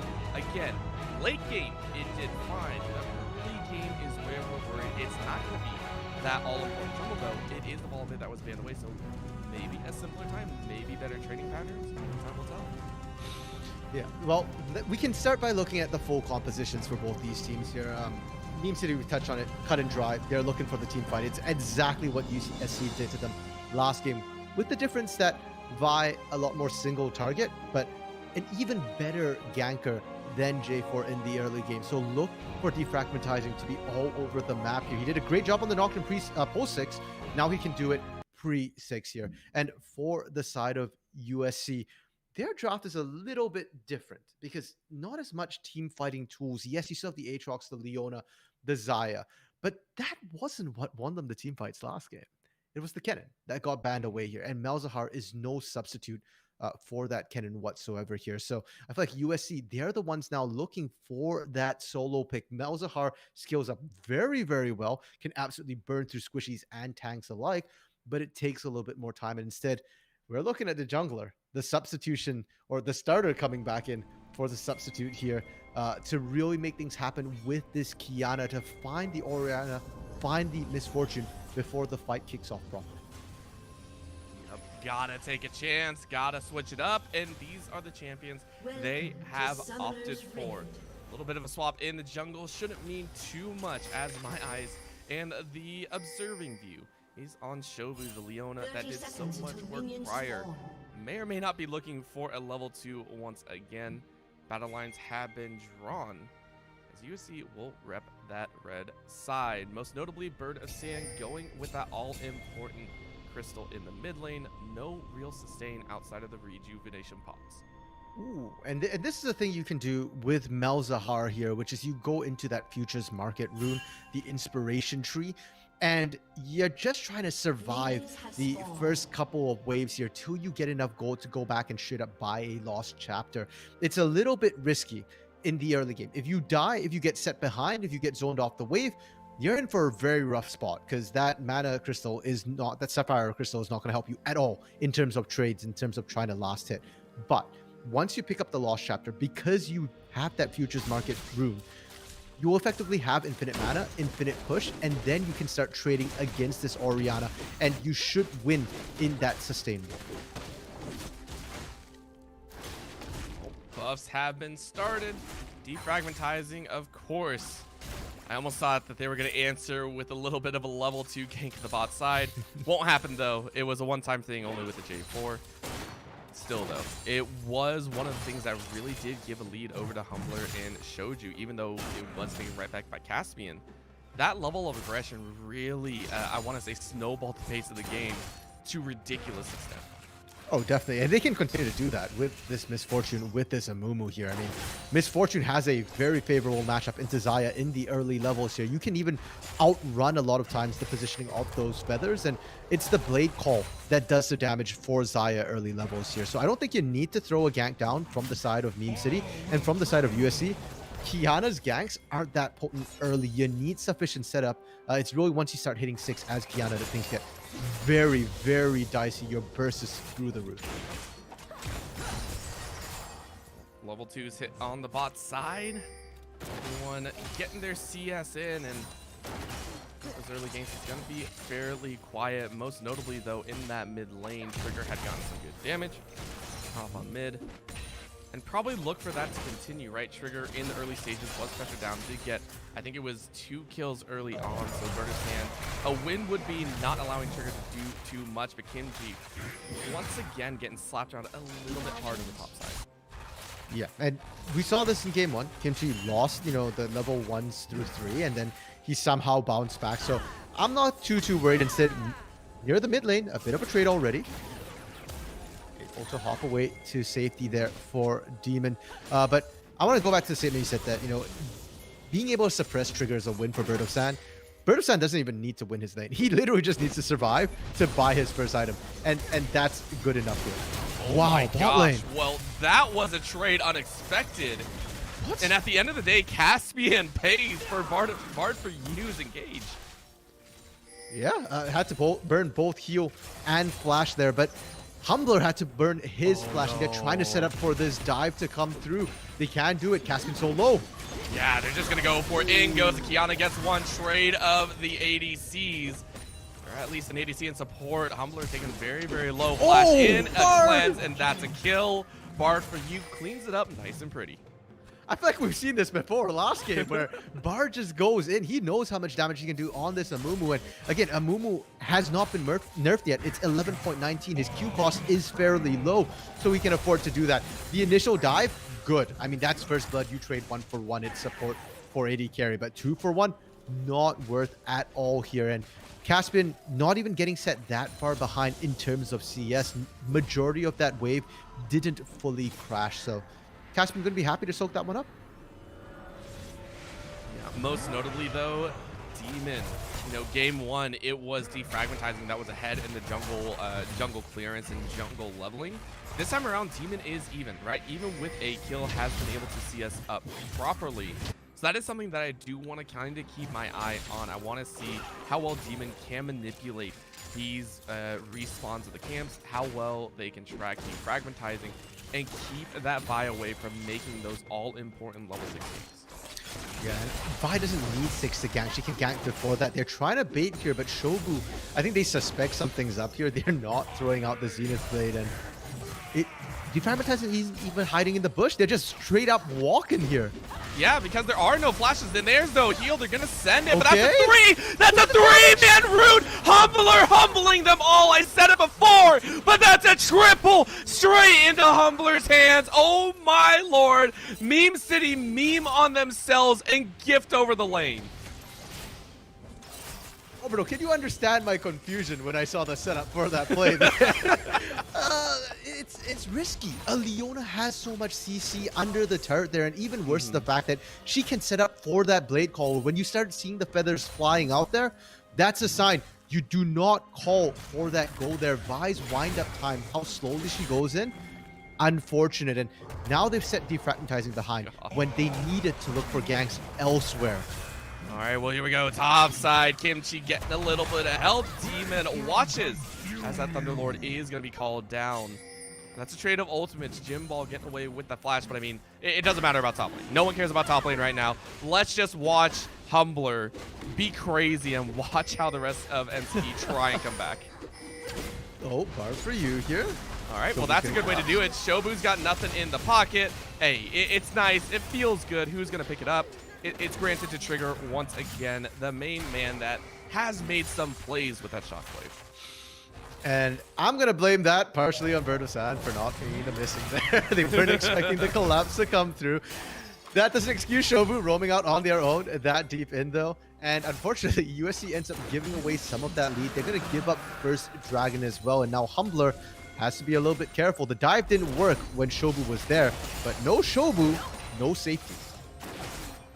No safety, but Humbler is still racking out the damage. As long as you stay in the minion wave, Bard for you can't really get on you. And with no level 6, you're okay trading back because, again, you have the damage. So Humbler getting a lot of good damage. Caspian is actually shoved out in the 1v2. And Humbler gets solo experience. Is level 6 as well. Is canceling the recalls here. Caspian and Bard for you are going to lose an entire wave at least on this push. And track Demon a little bit here because Demon looks set to be trying to sneak into this bush.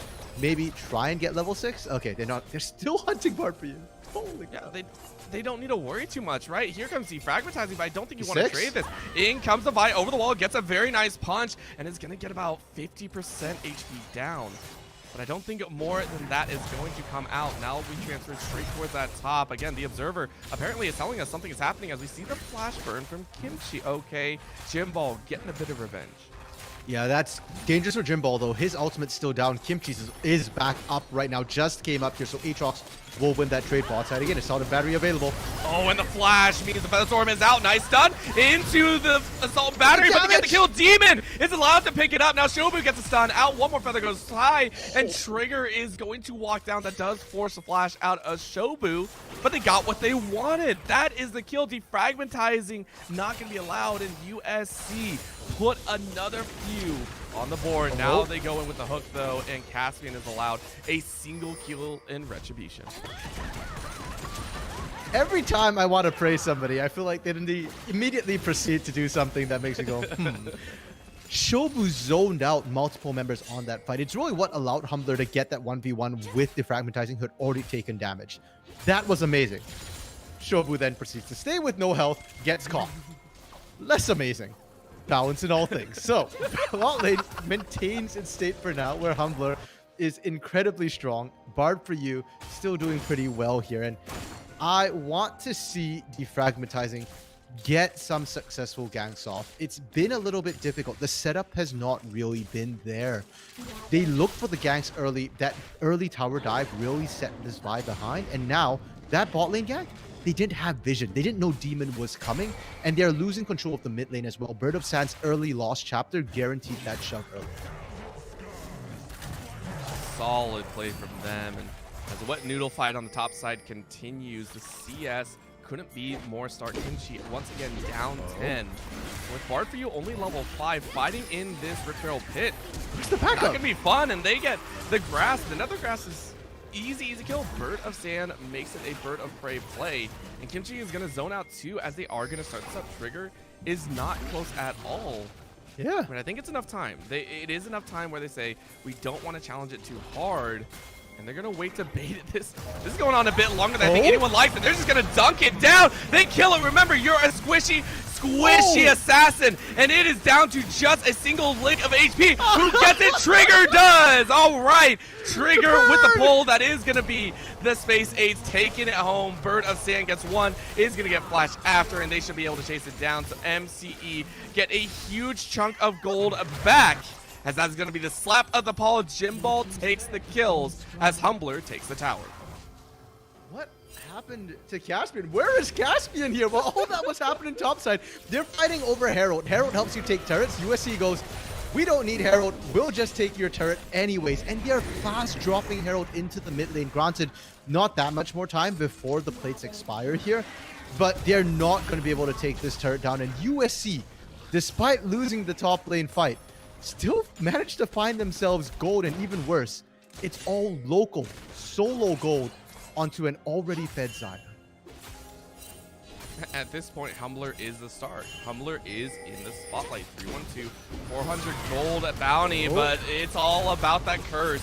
And Shobu is going to watch us. That's a great Supreme display of talent, and they're going to chase it off. Demon following through. No Shockwave really to be there, but the bullet time is going to catch a few. Now Trigger has to run away. He is going to chase, and with no Shockwave, he can only keep them off. Just a distraction from the tower as 4 members are collapsing. Trigger does have to run away, is going to jump in. Demon gets a huge chunk of HP and another Q, but Demon went a little bit too far. And with no minions, they're caught. They're so in danger. And it looks like 2 are going to survive, but the dive was a little bit forced. USC looking like they wanted to try and close this down a little bit too quickly. I don't know if they're trying to close out too quickly here, Orbital, or they're trying to make this game exciting and spicy. They walked away with a win. Or, sorry, they should have walked away with the win. But they decide to just overcommit a second time here, and it's a little bit rough watching that, and I'm getting scared for them. Trigger now 3-0-2. Caspian finding a couple more kills back into the game, and now Meme City get to pick up Dragon off the back of that. It feels like, yes, they're down gold, but Meme City are okay with that. They've got gold on the right players. They've got stacking dragons as well here, and this time, their composition is the one that's comfortable going into the mid to late game for those 5v5s at objectives. It's spicy. This series is spicy on all ends as Bird of Sand can't get that nethergrass down. It did, but Jimball was allowed to walk away, and that is going to be the death of the Bird of the Heart. Gets chased down. Trigger is allowed a 4th as they are 4-0-2. Man, we've seen Trigger on this Orianna before. he does a lot of damage if he can land those shockwaves. And so we'll have to see if they're able to do anything. They're looking for this mid lane right now. Bard for you, good ward to just barely survive there. And they lose a plate, but they're able to hold the turn. Slow and steady wins the race, and with some of these kills kind of being tossed to the wayside, I am a little bit worried, right? Because it gives MCE a little extra gold back in the pocket. And again, Trigger, if you're looking at USC side, if you're looking at Humbler, Trigger is in that same position, right? 402 up about 20 CS over his lane opponent. Already has the Ludens in pocket plus the Sword Shoes and an extra tier. Trigger will come online very, very quickly. We saw how well that Orianna worked last time. And if it can happen here on a much squishier team, it's going to be way more devastating. Yeah, already with, the Luden Tempest already completed and needlessly large rod, the damage coming through in the team fights is going to be massive. And we've not actually seen that chain come through once again for this wombo combo composition. They're not grouped up just yet. They're happy to continue laning, and they're likely going to be happy to do that for the next 3 minutes because there's no reason for them to fight. Plates are down now, so unless you can take a turret, it's just pressure. Dragon not up for 3 minutes either. And once again, Orbital, surprise, surprise, it's Cloud Drake, Cloud Soul coming up this game. It never fails. I love seeing all the crazy ultimate plays that can come out, and with low cooldown, it helps, but that's Shockwave pulled in. Demon stepped up just too close. And that is a greedy, greedy play. Demon down for the third death. What's up?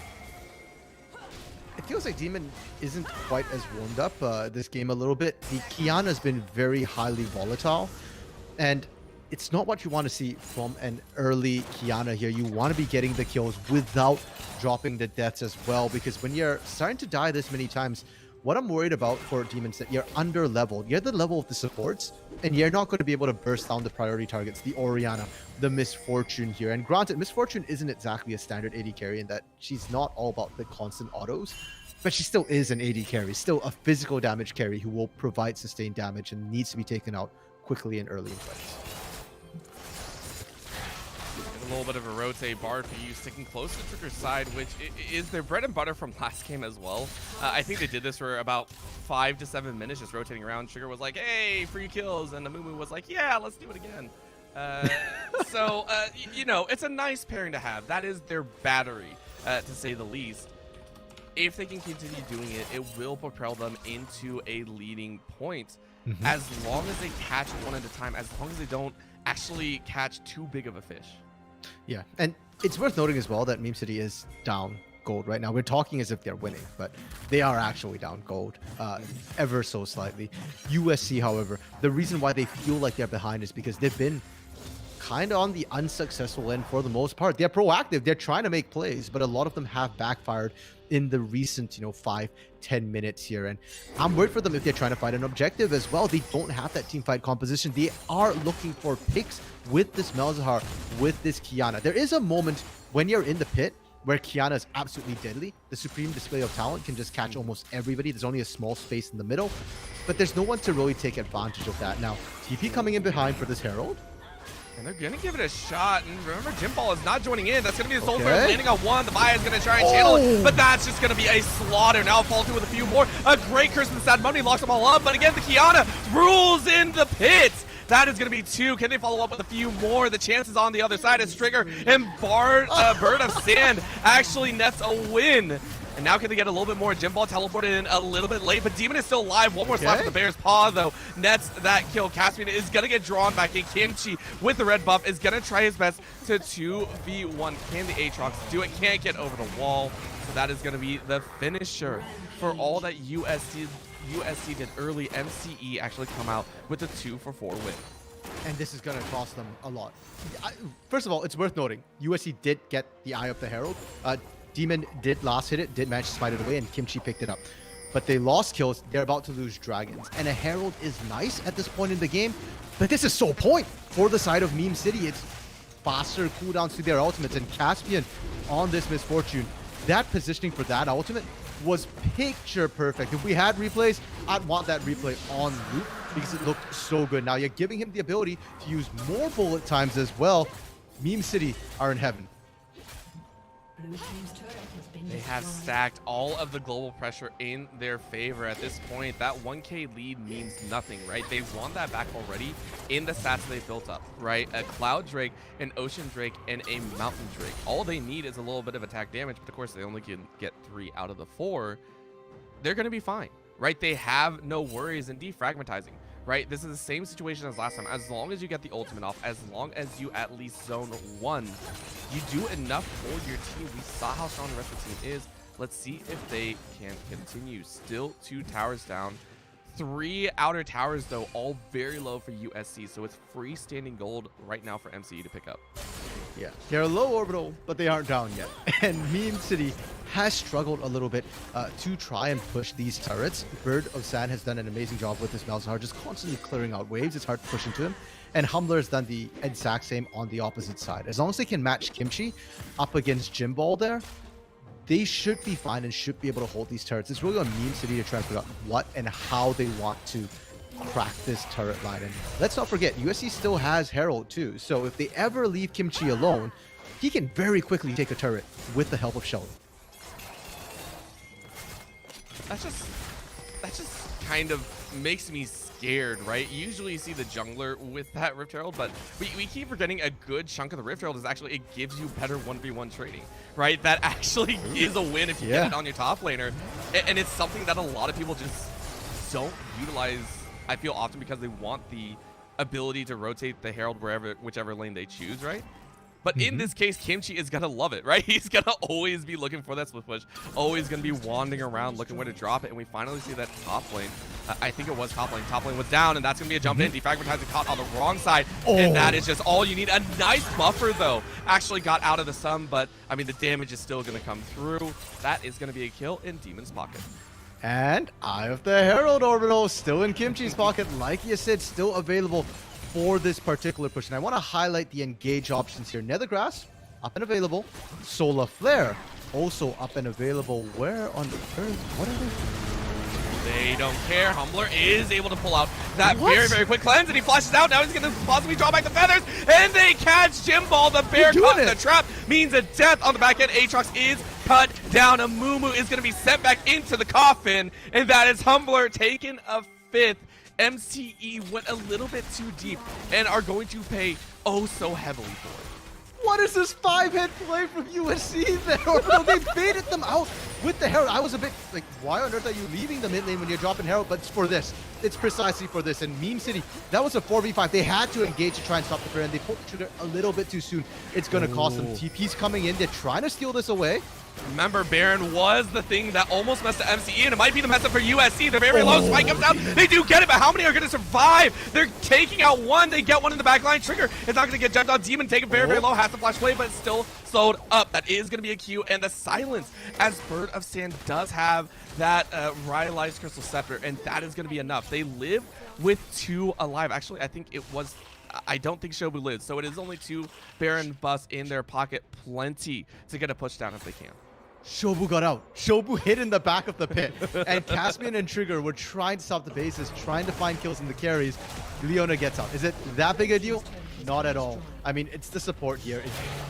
You're not going to be split pushing, or you shouldn't be split pushing as a support. Meme City, though, they do manage to pick up a turret on the back end of things as a bit of, you know, okay, we get some gold, but it's not worth the Baron here. And as Dragon is looking to spawn in a minute, Meme City have a chance to rectify their mistakes. If you're forcing USC to go to that Dragon to fight you, the Baron buff is not optimally applied. Yes, it does give you a bit of combat stats, but that's not the main point. The main point is minions, and if you're in the river, you're not helping your minions. And I want to keep eyes here because there are no wards really for Jimball to teleport to. That's why he's rotating early down, and that's going to be a very solid little catch, and that might be enough. Shockwave only lands on 1, but no one else is really there. A great suppression, though, is going to catch the Amumu. Bard for you has to flash away. He is going to spy. Solo for the completely whiffed, but defragmentizing steps a little bit too close. Is it going to be Supreme? Yes, it is, but Demon is down. Demon is dead. And a 2-for-1 win. MCE, though, walk away with the bleeding health bars. and it doesn't look like they're going to be able to get much more. Bertasand with that spell shield did come out just in time to block a little bit of damage, but that's going to be the teleport. So Jim Ball coming back with a full HP set. It looks like this is going to be the dragon for them. They will potentially get all four. Jim Ball for a little bit more. He's going fast. Humbler sets up a little bit too close. Isn't going to have too much, and it's actually going to die. But look at the burn damage. Kimchi routing them all. Bertasand, this Malzahar might actually be the winning play. Look at the heals. Look at the burn. Faker, you are doing so much work. Bertasand is going to get a Quadra. That is all you need, and the Malzahar reigns supreme. Those minions, those voidlings might look cute, but their bite is anything but here. Still, it is a little bit risky. Demon finally arriving here and defragmentizing. Round 2, can you steal it? Oh no, that is defragmentizing, thinking that they were their pentakill! It was long enough! Bertasand walks away. Cool guys don't look at explosions. Dragon goes down. USC take the lead in kills. They seal away a potential soul dragon, and they are back on top in the gold. Orbital, the more things change, the more they stay the same. It wasn't the lightning fast ace of the cannon here, but the slow wasting disease of Malzahar did the same thing. Pentakill to run through for USC, and any sort of gap they might have had has been completely nullified. Sure, Baron's worn out as well, but USC, they're in a comfortable spot, and more importantly, they've shown that despite not having a teamfight team, they can still win these objective team fights. And now Meme City have to reevaluate what went wrong there. Why did the catch not work? And it feels like it's coming down to that shockwave. Trigger needing to hit the primary damage threats. Hitting multiple tanks just doesn't cut it. Yeah, it's not only that. I do want to highlight something that I feel so bad for defragmentizing. Defragmentizing is currently 1-9, right? True. The Vi plays have not worked out at all. It's been so dangerous, and defragmentizing has kind of been, demoted down to a single point and click ability, right? That's all you're really good for. You aren't going to survive as long. You're sitting on 1.5 items, went for a little bit more damage. Heavy didn't go for the Gore Drinker. Obviously, you don't want to. The Divine Sunder is probably a bit better. But it's just showing that these engages from MCE are slowly losing their impact. Yeah, because they're not survivable enough. Look at that gold. 7,400 gold is barely more than Bard for you. The support of the team, who's, by the way, 5, 6, and 8. That's not a normal support. That is a half carry in and of himself. But even Shobu, 6,700, is not that far behind. Defragmentizing at this point needs to start building tankiness for survival straight up here. And you need to pick your targets. Malzahar's shield is making it hard. Humbler's Featherstorm's hard, but they found the catch. Yeah, that's all they needed, but it is a trade back, and I think you're going to be happy about that. The support is going to go down, but who freaking cares? I mean, you got the trade. No, you didn't. I'm blind. I don't know what I'm talking about. There's no trade. Yeah, I thought there was. I saw the Supreme Display of Talent, and whenever Supreme Display of Talent goes down, I'm like, yeah, kill. Great. No, nothing came of it. It was a straight 2-0. USC are now on their back foot. Orbital, I want some of that trade. I offer you nothing. You give me 2 kills, potentially a turret, and potentially a Baron. I mean, Baron's coming up in a minute. Demon and Shobu will be up, so unlikely that they get there, but they might lose control of their jungle, of their approach. And Meme City here, they really want to take this turret. They can't take anything else. I want to see them back. There's no kill threat there. There's no shockwave. Just back off. Don't get tempted. We saw that happen last game. Go back base and set up for that Baron fight. I mean, you say no kill that Kimchi lost almost half HP to a single QW. Again, trigger on this Orianna. It's not a champion. We know Orianna's been around for so long, but I feel it's rare that we see Orianna's so blatantly like spotlighted as a large damage source, because normally it's just like the shockwave. That's all you really care about, right? You care about the shockwave. As long as the shockwave goes down on 3 or 4 members, are good. It's very rare that we see the Orianna be the frontline, be that person that you have to be worried about, be the champion that you're always going, well, crap, we have to watch out for the basic abilities as well. 595 AP in the bucket, 3.5 items deep. Trigger has silently become an absolute unit of the battlefield. Hey, I mean, you've got Serap's Embrace, you've got Death Cap, you've got the Angel of Death ready to go here. Literally just need to find the right targets. But USC managed to snag away the Scuttle, and that is key, because that vision is vision that Meme City can't remove. And if they want to go for this here, they have to know that they'll be doing it in vision Defragmentizing is actually already in the Baron pit there, and I wonder what they were trying to look for. No wards in the actual pit itself. The one potential opening on Trigger is the fact that Trigger is not going the Zhonya's. In game 1, I think it was Zhonya's 4th item instead of the Void Staff. This is a full Glass Cannon Orianna. If that Supreme Display talent catches, if Birdisan is able to get down the Nethergrass, it is still very easy to annihilate that Shockwave utility. The problem is reaching, right? MCE have done so well, and with Dragon coming up, it's only gonna get tougher.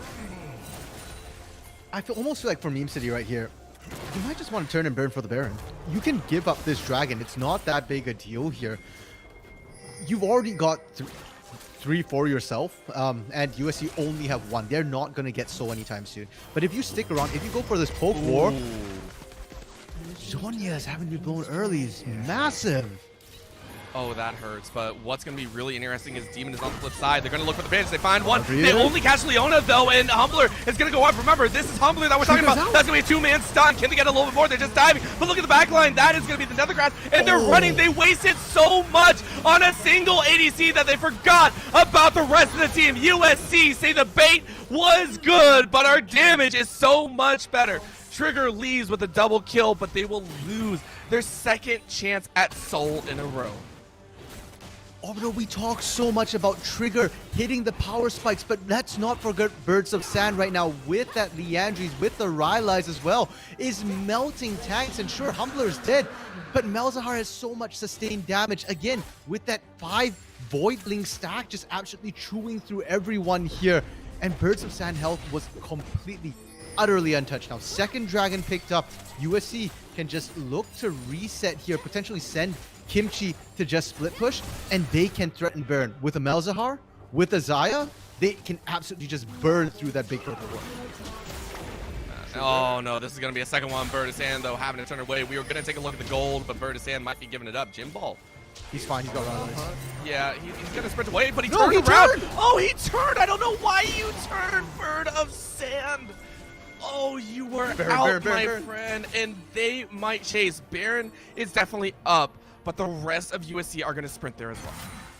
I don't know if USC can hold this, though. Malzahar is such a big 2. Defragmentizing. Oh, yeah, they found it. That's going to be the stun, but that's going to be Assault Battery doing so much work. But the Storm goes up. Are they going to get much more? Bullet time catches a few more, and they're going to jump in the back line. Screen this down. Only catches 1. Demon is almost down. Demon is dead. Kimchi now going to get routed. Now going to get stunned up. The ball hurts way too much. And just like that, MCE take an ace and will take Baron to boot. Is this it? Is this it? Orbital last game, it felt like one fight decided everything. This fight, a clean ace coming through. Meme City, they just don't give up. They get Baron this time, and I feel like it was just 6 minutes ago, Orbital. We were shocked as USC pulled themselves a big kill, a big Baron, and a big push here. I don't know who's winning, who's losing anymore, but Jim Ball is going to get himself a turret. Red team's turret has been destroyed. I would just like to point out that I believe the 4 Barons that we've had in this series thus far, that was the first Baron to come out where the team had the entire members, all 5 members have Baron on them. Every single other Baron has been someone has fallen, someone has died, someone has not been available for it. MCE are the first ones, and in a game 2 scenario where you need that lead, having all 5 members with Baron is going to allow you the potential to split like we have never seen before so far. And I don't know if we're gonna get to see the potential to split, because Jimbo doesn't have teleport again, and we've seen Trigger try to split push. You're an Orianna, you're squishy, as you pointed out. No Zhonya's even. You've got a stopwatch, but that literally just buys you 2.5 seconds of time. I think Meme City right here, you just group up and you push as 5 here. For USC, you're just trying to stall. You can send Kimchi to go do his own thing there, make sure that the other lanes are shoved, but you need Bird of Sand, you need Humbler together to try and push the waves back up. Humbler currently sitting with no summoner spells in pocket. Cleanse should be up shortly, and Ultimate is there as well. So it's a chance to be alive. But again, no GA, right? Still bidding towards that, still trying to get as much. And Jimball now getting caught out a little bit. Remember, he is very, very strong. Demon is very, very squishy. And that might be a second slide. Gets into the Shroud just in time. Is going to slap it out one more, but Kimchi now has to face a 1v1, and he's not going to win. Gets a little bit of life steal, but Jimball wins, and now Demon is on the run. That is the power of the Baron minions helping out. It's a second, and that's the lightning prediction.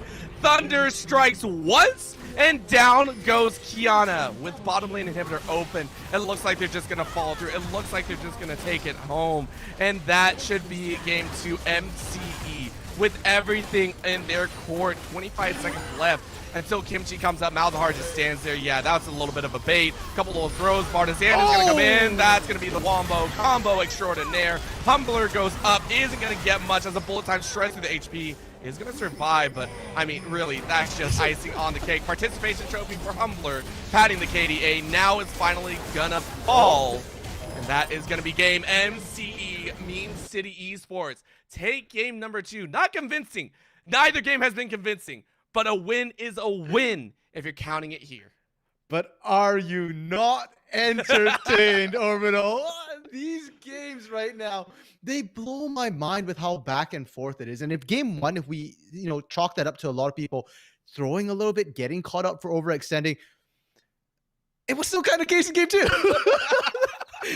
that one step back from Malzahar, from Birds of Sand, it felt like undid everything that they had built up before that. And it cost them the Dragons, the Barons, eventually the base as well. And both games now, it seems like, has come down to like one pivotal moment, one person overstepping, understepping, getting absolutely punished. And I have no doubt game 3 is going to be similar. Both teams have shown resilient mentals. They come back from their mistakes and they come back strong. Yep, it's all about who can exploit the other, who knows how to kind of find that opening to kind of wiggle their way in. And so far, it's been around those Barons. I will say the Barons have scared me, so have the Dragons. It's been such a fun time. And if you're watching, it can only go up from here. Please don't go anywhere. We'll be right back with Game 3 between University of Southern California and Meme City Esports.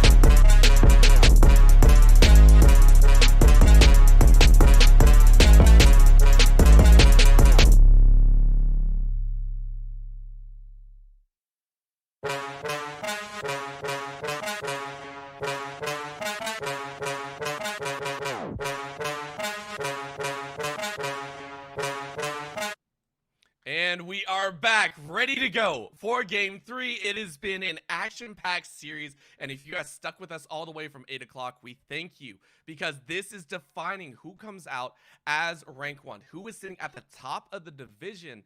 And it's crazy to think we're not having another 2-0 scenario. You know, most of the time you're like, oh, okay, in the top spot, someone's going to take the watch. Someone's going to step up sometimes.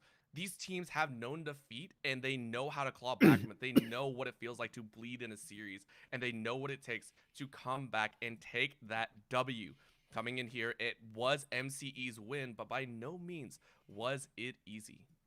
No, it came down again. It felt like just to the last couple of fights, right? The early game largely was just matched back and forth between the two teams. And Orbital, what else would we expect from the Inferno division? I mean, the Inferno Drake, after all, is that most explosive, fiery dragon here. So the teams in it, well named, well put here, because they too are very fiery, and they are still fighting for first seed right now. Their scores are the same. Both of them are 2-0 in the first 2 weeks. It's just down to game scores. So an actual loss here would be their first loss match-wise this entire season. Yeah, and we have actually gotten word as well. We have another substitution coming in here. So for USC, Bird of Sand, who I believe was listed as, I believe, actually starting support originally when the season popped out, who was subbing in almost for mid. I don't know. We actually have Inferno coming in, I believe, is their name. They will be coming in. I believe they're starting mid laner, coming back to the roster, and not a lick too soon. Yeah, and not only is USC Inferno their starter who has played the last 2 weeks, he's also their team captain. So if we said that the last 2 games, have been a little bit chaotic, a little bit messy at times here, well, the captains here crack the whip, get USC in shape here. And it does change the picks and bans. It does change how the teams play. Between game 1 and game 2, Demon coming in, his Kiana looked a little bit rough in the early game, cleaned up quite nicely towards the end there, but it did cost them. And not to mention the changes in the bans as well, the fact that Talon had to be banned instead of that Mastery. Now USC Inferno coming in, very different champion pool from Bird of Sand here. No Kennen, no Malzahar, more standard things like the Syndra, Cassiopeia. Kiana can now become a flex between both Demon and Inferno here. Yep, and as we get into the champion select, you can see that USC have selected blue side. They are going back to the one that they won on before. Maybe we see 100% win rate over here, but it is going to be that Riven. Once again, Jim Ball has shown excellency in that top side, has shown proficiency to not only 1v1, but 1v2 if you have the help from the Baron. But on a Riven that can catapult themselves into an extremely high level of snowballing. So don't want to deal with it. It's been a standard 3 games, 3 bans. Yeah, especially considering how the top lane has gone, like tankier, meteor champions here, not the carries. They don't want to let Jim Ball get his hands on one of the few hard carries he plays. Now, Kennen being banned out by the side of Meme City here. I'm not sure if they were informed. I'm assuming that they knew that Inferno came in, but they're saying we're not even going to risk it here. Maybe Kimchi plays, well, Kimchi does play Kennen as well, so they're saying we're not even going to take this risk to give over that champion who can just run in, stop an entire engage on his own, and just insta-burst our carries. It feels more like that one bad dream you had and you just never wanted to come to reality again, right? It's like, listen, it's that one champion we met in solo queue. We never want to see it again. Keep it off the table and keep yourself safe. Same thing with USC. The LeBlanc banned away even though you're on blue side. And I think that comes into the fact that maybe they aim towards the Amumu. 2 games so far, USC have opted out of it. And this time they have that chance. Now a Lucian hover. I saw this earlier. Very, very interesting as Lucian is banned away, saying, listen, we don't want to see that Lucian Nami combo. Yeah, I think Lucian Nami right now is one of the most oppressive bot lanes in the laning phase here. There's not really a great answer. Misfortune's considered able to match, but still not ideal in terms of being able to win. But the LeBlanc has been banned by USC all the games so far. So blue or red, they're just not going to play it for themselves. And I guess Inferno, not a big LB player himself. Volibear coming out. This was a ban we saw in game 1 in the second phase, but they let it through game 2 and they learned why they should ban it. That Volibear for Jim Balls did work throughout that game. Yeah, and the flip, right? J4, you know what? Still don't want to deal with it. Still don't want to chance it. Xin Zhao, another one that is that engage tool. No matter what, it is a champion that can get close, get personal, and disrupt that team fight. So 2 games in a row now, the Xin Zhao has been banned away. Amumu's still left open. Let's see if USC go for it. Or they might just go for the J4 like they did in game 1. Demon does pilot that J4 very well as well. I mean, he's played Talon and J4 in equal amounts here. Considering that USC haven't banned the Amumu and have just been letting it through, I think they're feeling fairly comfortable. Yes, it's been a menace, but it hasn't been the core reason why they've won or lost games. Yeah, it's just been there. Right, and honestly, I didn't get a chance in game 1. It wasn't actually a focus of that last team fight. It was actually, I believe, Wushu was actually chunked out. He was the one that died right at the opening fight. So it does its job to an appropriate level. Now let's see if Demon is able to do a little bit better. And once again, Bard for You is going with that Amumu. Whenever they can get their hands on it, they will take it. At this point, it's comfort. It's whether that Leona is going to come out as the answer. Oh, that's a big change. So I was just about to say, bro, I'm curious if the teams, I mean, both teams, when they've won, have run full engaged team fighting compositions. So I was curious to see if both teams would actually just decide to go like all in 5v5 and we just get an absolute bloodbath to end the night. But the Ezreal, that's a big change. And Vayne coming through. I like Vayne. Okay. Hold on the excitement for a second here, Orbital, because Vayne's nice. Vayne with Yuumi. Oh, so nice. But Vayne and Yuumi into Amumu. That one might get a little bit dicey because your auto attack range is not that far away from Curse of the Sad Mummy range. And if you're locked down, even if you have the Yuumi, I'm assuming this time Meme City builds enough previous wounds. I would hope so. I would hardcore hope so. The thing is it's challenging the aggression of Bard for You and Caspian. Now with the Wukong locked in, it was banned away previously as well, so they are locking in another Wombo combo fashion. But the Wukong can still be transferred up to the top side. Jim Ball should be looking to ban away potential champion. And yeah, great Cassiopeia saying, listen, if that is actually a ban Cassiopeia, yes, it will. That champion can stall out their engage, just don't want to deal with it. Yeah, so that is a Cassiopeia ban. I mean, it is something that Inferno plays quite a lot of here. So I like the fact that they're taking it away because Meme City, they're still going for that big team fight composition coming through. And this time you give your AD carry a little bit more agency. I mean, we saw with the Tristana as well. Yes, Caspian plays incredibly aggressive, but it gives him the safety, the kite ability as well. In game 2 with the Misfortune, not so much. Ezreal harkening back to that game 1. Galio also removed, and you can already tell. Meme City, they're just removing all the counter engage off the table, away from Inferno, away from potentially Shobu with the possible support Galio as well. They want to be able to go in, they want to be able to find and punish this Vayne. Yeah, and what's crazy is to see that USC has slipped away from the all-important Wombo combo team fights to the Press R straight into the protect the ADC. They recognize that Humbler right now is coming out with some advantages, so let's do protect the ADC. MCE have a chance to retaliate, and that's a pretty good way to deal with it. Keep that J4 out, keep whoever they want away, and possibly knock that all-important Vayne away. Possibly a 2-for-1 with that ultimate, right? That would be a huge win for them if they can, and it is locked in. Crazy frontline tanks being here for Meme City Esports. Who's gonna chance it out? It's gonna be the Brawler himself. Okay. If they do lock in that set, I like the reaction a little bit here, but keep in mind that it's like a Wukong top Poppy jungle here, so it's not as if, you know, set's going to be meeting up with that Poppy all too much. But Poppy's ultimate, Keeper's Verdict, there's another use of it besides the knockback, and that is the mini stun. If you barely charge it, you can stun a single target, and I think the goal is either you knock away everybody from the Vayne and you isolate the Vayne, or you stun the Vayne. Shen coming in as an answer to the Wukong. I like it, and more importantly, it still protect the ADC. The last pick is a massive change. Inferno on his most played champion, Syndra here. They're making sure they've got some insurance should Vayne go down early. Yeah, but the great way to counter it is that Echo if it is locked in, and I'm loving the composition USC has set for themselves. It's a great stun, CC lockdown, keep everyone safe. MCE, though, are going to have the chance that they go for the Azir instead. So, great team fighting composition. Little bit worried about this gamble of the early game laning. Yeah.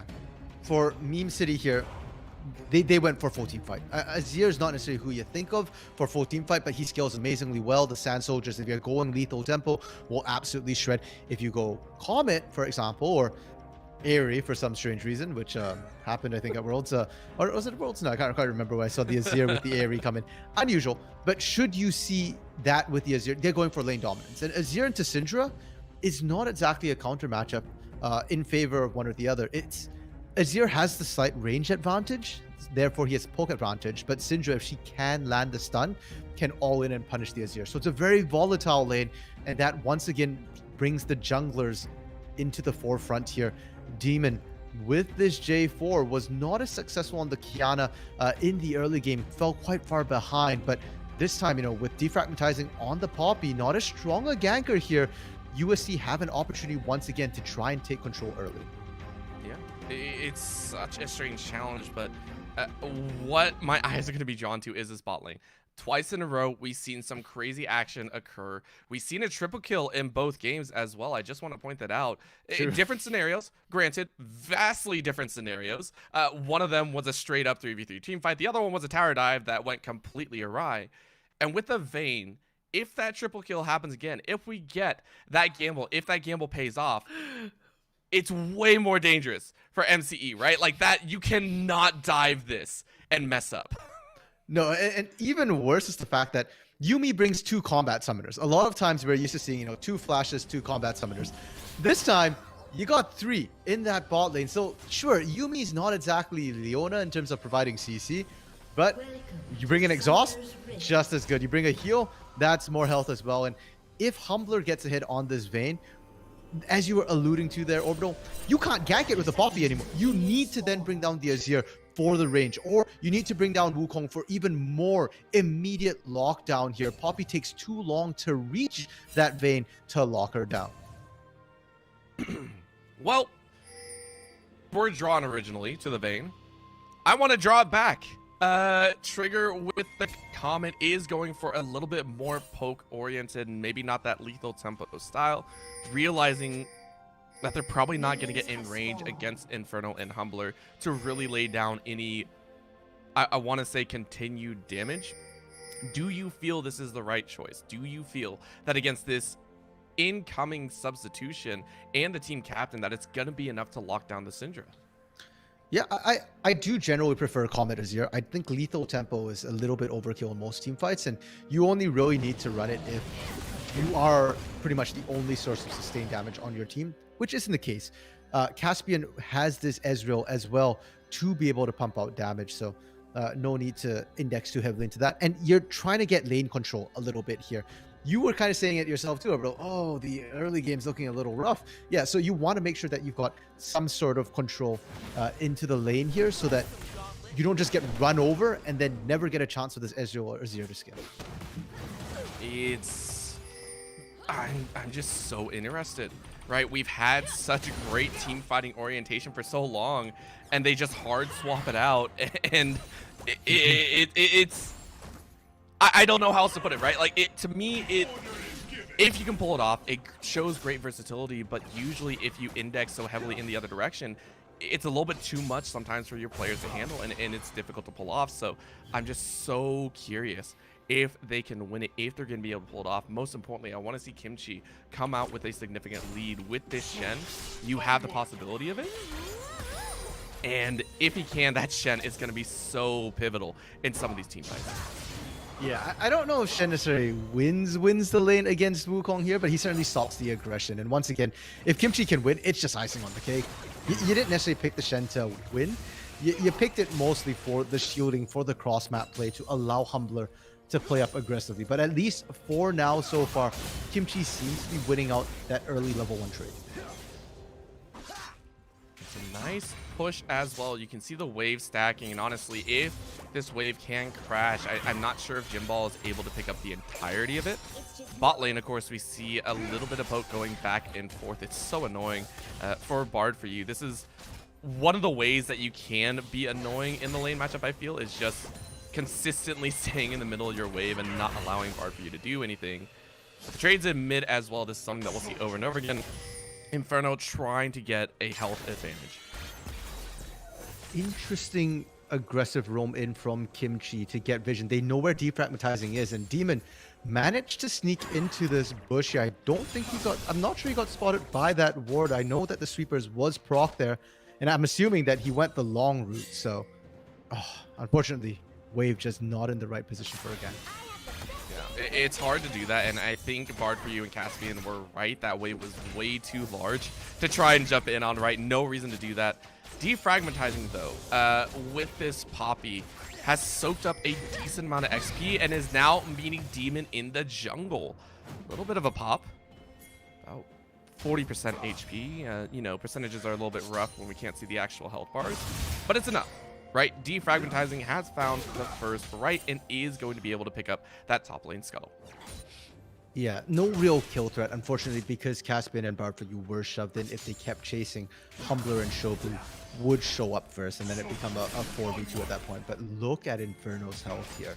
The range advantage from Azir is coming in massive early, and defragmatizing, you're not going to find anything here. Shen's, I think, a little bit too tanky for an early play like this.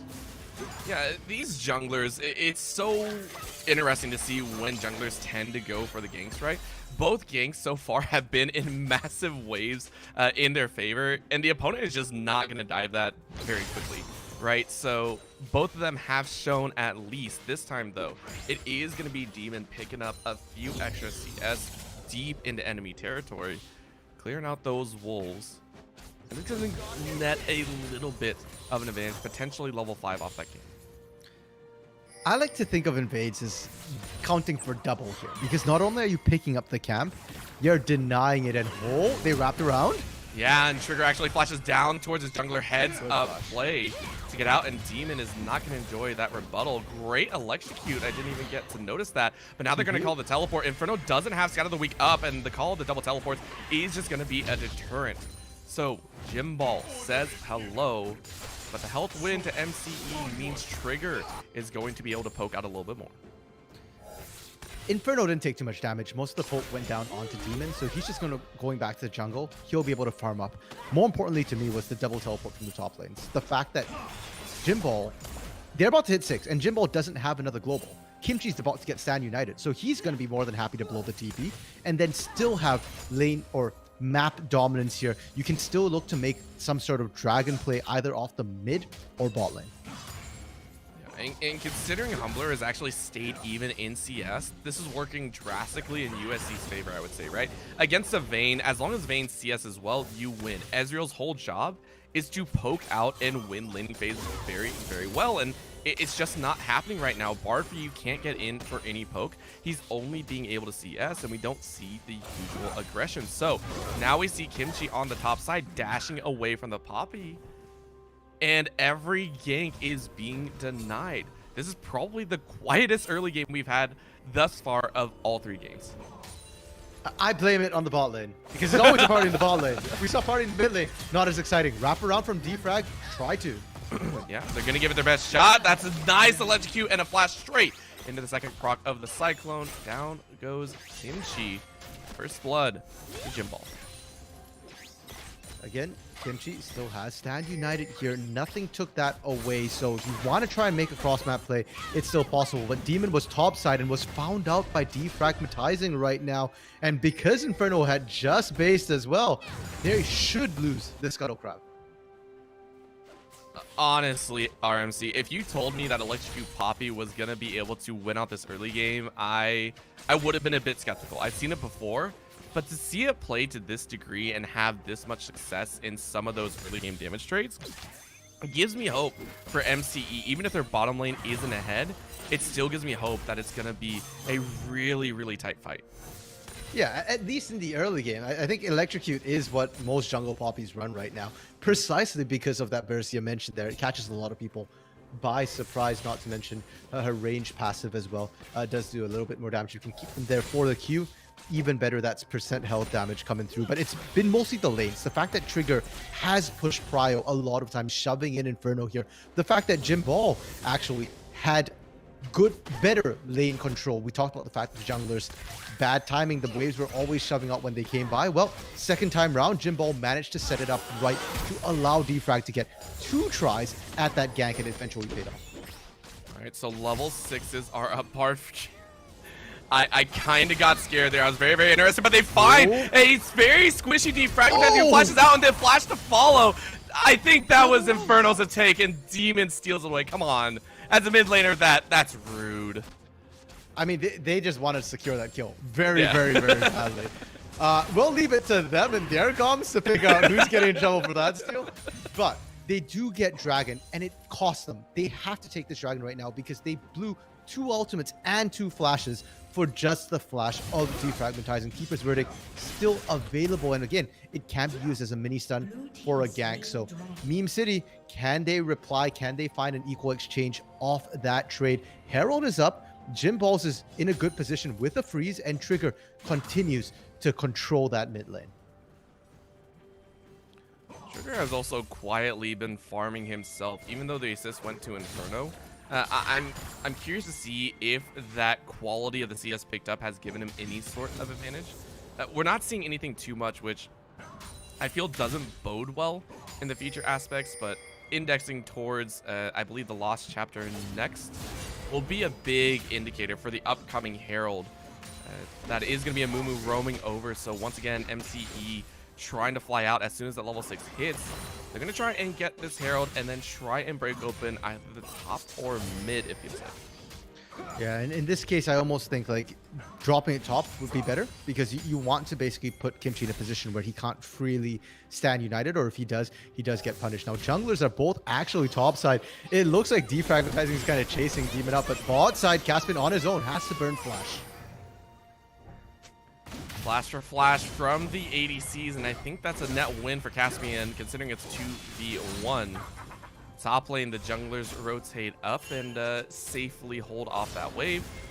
Meanwhile, Bard for You is on a warding mission, drops a deep one to try and keep track, and they're going to look for the dive. A nice scout of the week, though, does mean Trigger is not going to enjoy it, but here we go. We do see it, a miss on the Emperor's Divide, and Inferno is going to get away. Nope, that's going to be the route. In comes the Stand United. It's not going to be enough. Trigger is allowed that kill, and MCE winning in top and mid should be able to get a couple plates here in mid. Have I said I love Bard for You? Because if I haven't, I'm going to say it right now. This Amumu, man. The gank coming in as well. It's a creative gank path. Usually you know that, okay, they secured Herald. Amumu's got to rush back down bot to protect the Ezreal, to protect Caspian, who's getting bullied 2v1. No. There was trust between them. Caspian goes, I got this. Bard for You goes for the gank. And not only did they get the kill, they burnt Stand United. Now, Humbler is potentially exposed here if they can get a gank off in the next minute and a half, 2 minutes. I mean, we say expose. 3 summoners still up. That's heal, exhaust, and cleanse. You better have a lot of damage, and considering the rest of the team is not there, it is just going to be Caspian trying to farm this up as best as possible, keeping even pace, though, right? Yep. Within 10, I think that's a huge win for the Ezreal. He's going to back up. Humbler's going to walk up, throw down a little bit of a sweeper. Go ahead, pick up the rest of the CS. 2-1, moving into that 12th minute. And MCE, the only ones in the lead, about 1.5k. The level lead, though, coming through from Caspian is also going to be significant. Defragmentizing, though, again, getting pinched, same spot, same time. Yep, and no real stun against the wall, so they're going to try, but Trigger over the side. This is so well played by MCE. You can do aggression, but as long as you have your team, you have nothing to fear. Yeah, and Bard for You just has not gone back to the bot lane. He went back to base, came back out to the mid lane again. You can afford to do that as a Mumu.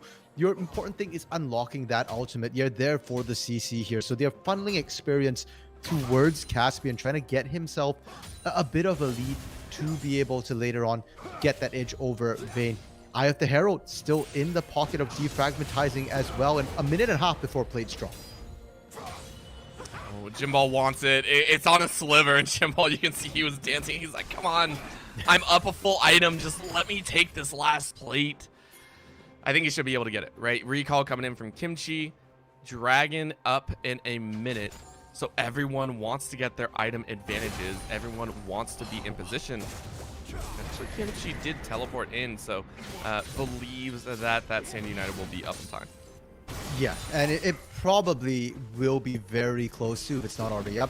Herald dropped into mid lane. I like this rotation instead. Mid lane's harder to crack, and they find it. They're opening up the map a little bit more as well to be able to secure Dragon, and the timing's perfect. 30 seconds, you get the mid lane turret, you get first gold, you recall, and you're going to be just in time for that second Drake.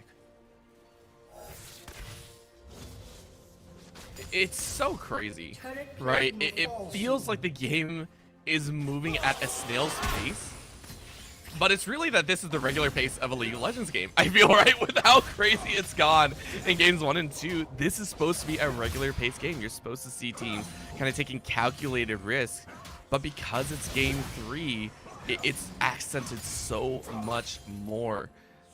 Everything balances on this second Drake. Remember, USC did pick up the first one. If they grab a second, it's going to feel pretty good. It's going to allow them to start stacking up, and MCE don't want anything to happen with that. Yeah, I wouldn't even say that it's not like action's not happening. It's happening. They're just not over committing for the kills. We're not seeing those silly turret dives come through right now. They're taking what they can get, and they're waiting to scale up. And all of this is just going to result in more kills later on, Orbital. I have no doubt we're going to see kills. These teams are not the type to play super cautious the entire time. They're just waiting for power spikes, and as Mythics come through, this might be it. Yeah, great look. And again, that was a kill. Defragmentizing. Actually didn't realize that you can't flash out of Unleashed Power. Inferno picks up his first. I was just thinking, you know, with the Mythics coming through for multiple members, this is the time where we might get a fight, but this pick stops all the action dead in its tracks right away. They're not going to push on this, and because Unleashed Power is down, because Cataclysm again was burnt, they can't push bot, but Trigger? Is this time? Yeah, I think so. With the Scout of the Week, that is going to be a great taunt under the tower, but the Emperor's Divide should be able to transfer right back. Now in the bottom side, Humbler is going to go ahead and get away, and that's actually a huge win. They got away from the ultimates, and they're going to chance it back. Top side, they did get the kill. Kenchi is down, but the follow-through on Bard is going to be so huge. Here comes a gigantic heal, but they back off. I feel they could have chased that. They're not going to dodge out on the Mystic Shot, and Humbler can't convert. For all the action that occurred, for all the summoners that were blown, Art for You is allowed to live. Props to Caspian there, supporting his support for a change. Physically body blocking. He was actually stepping up to try and force Humbler to step around him there. I think that's why they kind of disengaged. They weren't sure they could afford to just keep taking that trade. And if you switch to Caspian at that point, he still has Flash. He still has Arcane Shift away. So they do get away, but they are going to lose this wave. And Humbler, the bot lane's been fairly static for the most part. Not a lot of pressure, but the farm is coming through. Humbler, 26 stacks left on that call. But more importantly, Immortal Shield Bow has been picked up. Vayne is now ready to start skirmishing. Ready to start skirmishing, and yet still trying to pick up the CS, right? The Cole came out earlier, and I didn't even notice it. So the Vayne has been trading on a lower DPS build to kick things off early, right? And it's about to hit, right? Only 26 CS is needed. It's going to be allowed to be picked up, and the Vayne is just going to boost ahead that quickly, considering that it's been 0-0-0 in the bot side, except for Bard for You. We don't care about Bard for You because Bard for You has not really been in the bot lane. Herald will be picked up here. Demon will go ahead and take that one, potentially break open that top or mid. Two roaming. Oh, this could be huge. That's going to be a great sweep. The wrong side. They have to be so careful. Here they go. They get a catch. Caspian actually jumps over. Rest of the team is there, and that's a great catch. Now flash out. Rolls into that arcane barrage. That's a wrong way to tumble, and that's a win for MC. Emperor's Divide draws them all back. Shen gets caught up in it, and that is a quick 3-0 sweep. Inferno watches in horror as the bloodbath is committed. I have no other words. Atrocities of war here, Orbital. Like 17 minutes of silence is broken with a bang. We said it. The items were completed. Muramana completed as well. Inferno now. Oh, at least gets one. Not going to be able to get much more. Again, 2 Divine Sunders walloping on your HP bar is going to be enough. MCE take a 4th in the extended fight. You know what? I think Inferno made the right call on that particular push. If you don't kill the AD carry, they get a whole bunch of damage on your turret. Maybe, 20, 30, 40% on that turret there. You kill Caspian and you can see everybody just have to back off because none of them can effectively hit that turret for significant amounts of damage. So USC able to kind of stem the bleeding a little bit at that point. But this Ezreal is becoming an issue, and the range advantage is showing. This is my worry with that early Vayne into the likes of an Amumu. He just presses R, and if you're auto-attacking him, you're stuck. Everybody gets to see you then, and everybody just dog piles onto this Vayne. It doesn't help when you tumble into the giant ultimate from Caspian, but we'll let it be, right? Humbler, that's the one time. Still plenty of time to scale up. Again, with a Vayne, you only really need 2 kills. You only need a single catalyst to carry yourself back in the game, and we have yet to see USC really group up for a fight, right? They've tried a little bit, but in that last fight, Demon was nowhere near, so the Cataclysm couldn't come out. You know, the Flag and Drag couldn't be there to zone everyone out. Ooh, Humbler. Unfortunately, we caught that on camera. Very sorry about that. Caspian farming up, item in hand, building towards, I believe, a Divine Sunder next. You say that this Vayne needs a Catalyst overall, but Catalyst is removed from the game. So we'll have to see if Humbler can try and make something else happen here. And I'm not sure a team fight's necessarily the best way to make it happen right now. USC is not really a team fight team. They've got some tools for engage, for team fighting, but by the by, they're more looking to run down single targets. Not to mention, they've lost control of the map. For the first time this series, we're seeing very one-sided colors. It's very red right now. Meme City have wards all the way up, all the way along the river, and USC have lost all vision here. So I think they're making the right call. Play it slow, play it safe. Don't walk in blind, and don't accelerate the speed of the loss.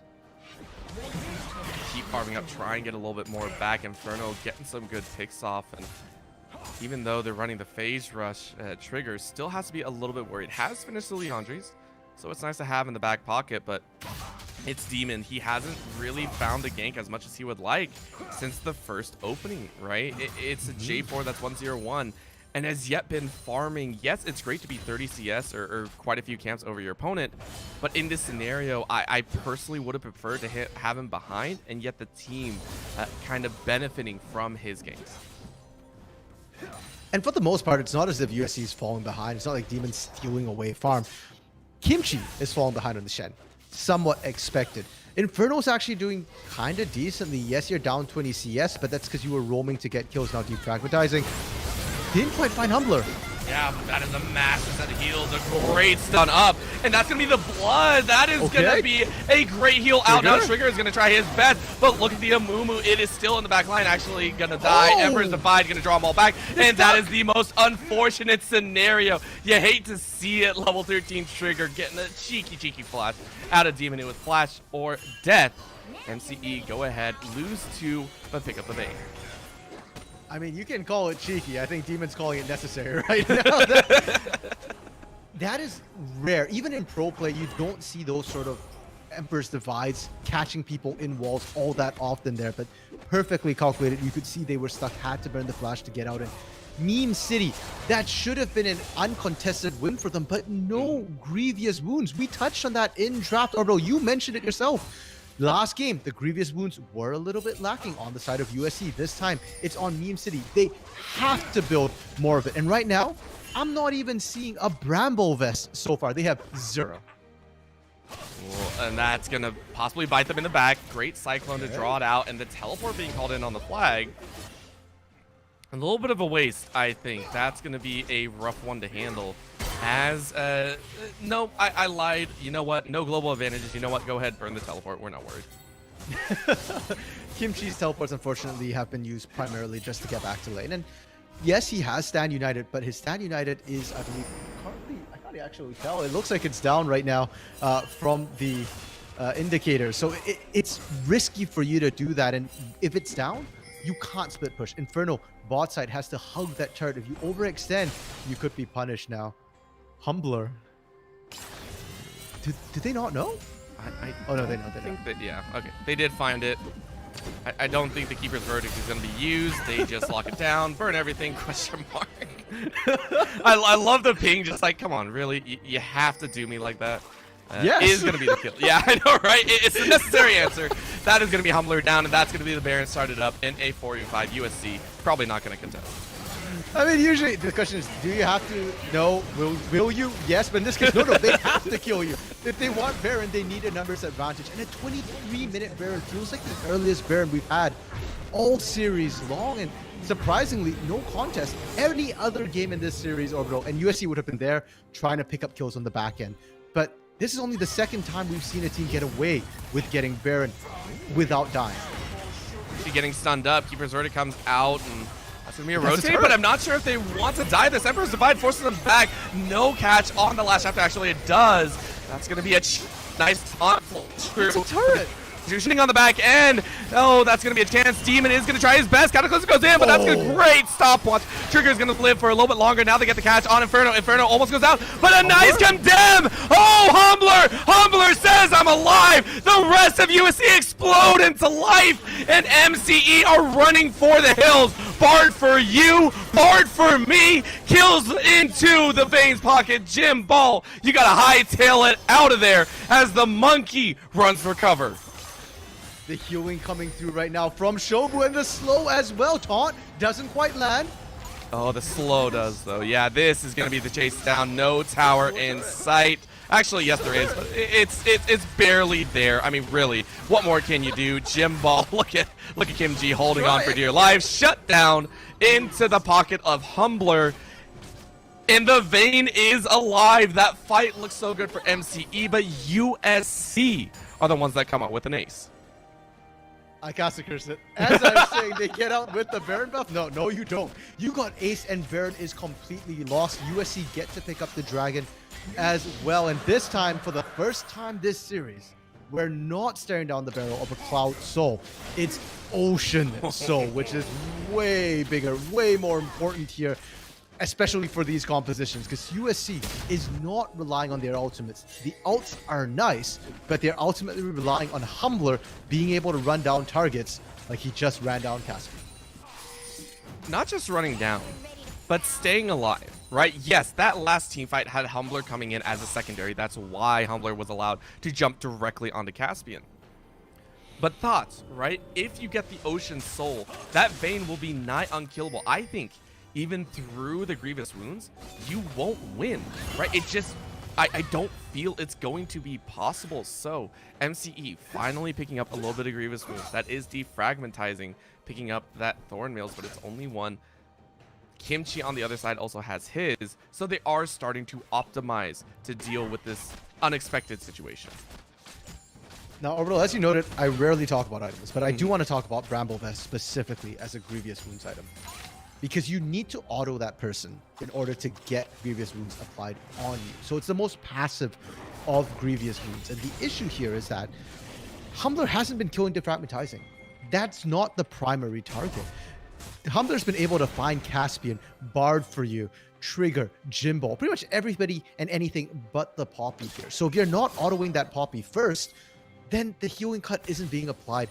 Generally speaking, right now, the most efficient applier of Grievous Wounds is support or Mage. Jimball barely able to get out. Good escape, but TP's coming in. Oh, they're going to chance it. They have full length of the lane to work with. They're just going to have to turn it around. Trigger is going to go ahead, get into that Zanya. They're going to try and chance it. They're going to try and turn around. Great scout of the weak lands on a few. Trade a 1-for-1. But the rest of the team is here. All 5 are closing in. But look who's running in the river. Inferno trying to bait him out. And that's going to be great. Stepping up the wall. Oh, Bard for you. It's so down. Look at that scatter. Inferno, the captain, the one that comes in at the last moment, shows why he's strong, and Humbler is going to watch. That's not against the wall. They do get the kill, but Inferno is still alive. Caspian living on a hair's breadth. The heal's coming strong, and finally that tower goes down. Caspian is going to try and juke his way. Gets a great jump away. Arcane shift. One more Q ends it, and it even broke the game. There's the ace. Call USC. Get another one in the bucket. They are now winning these fights out of nowhere.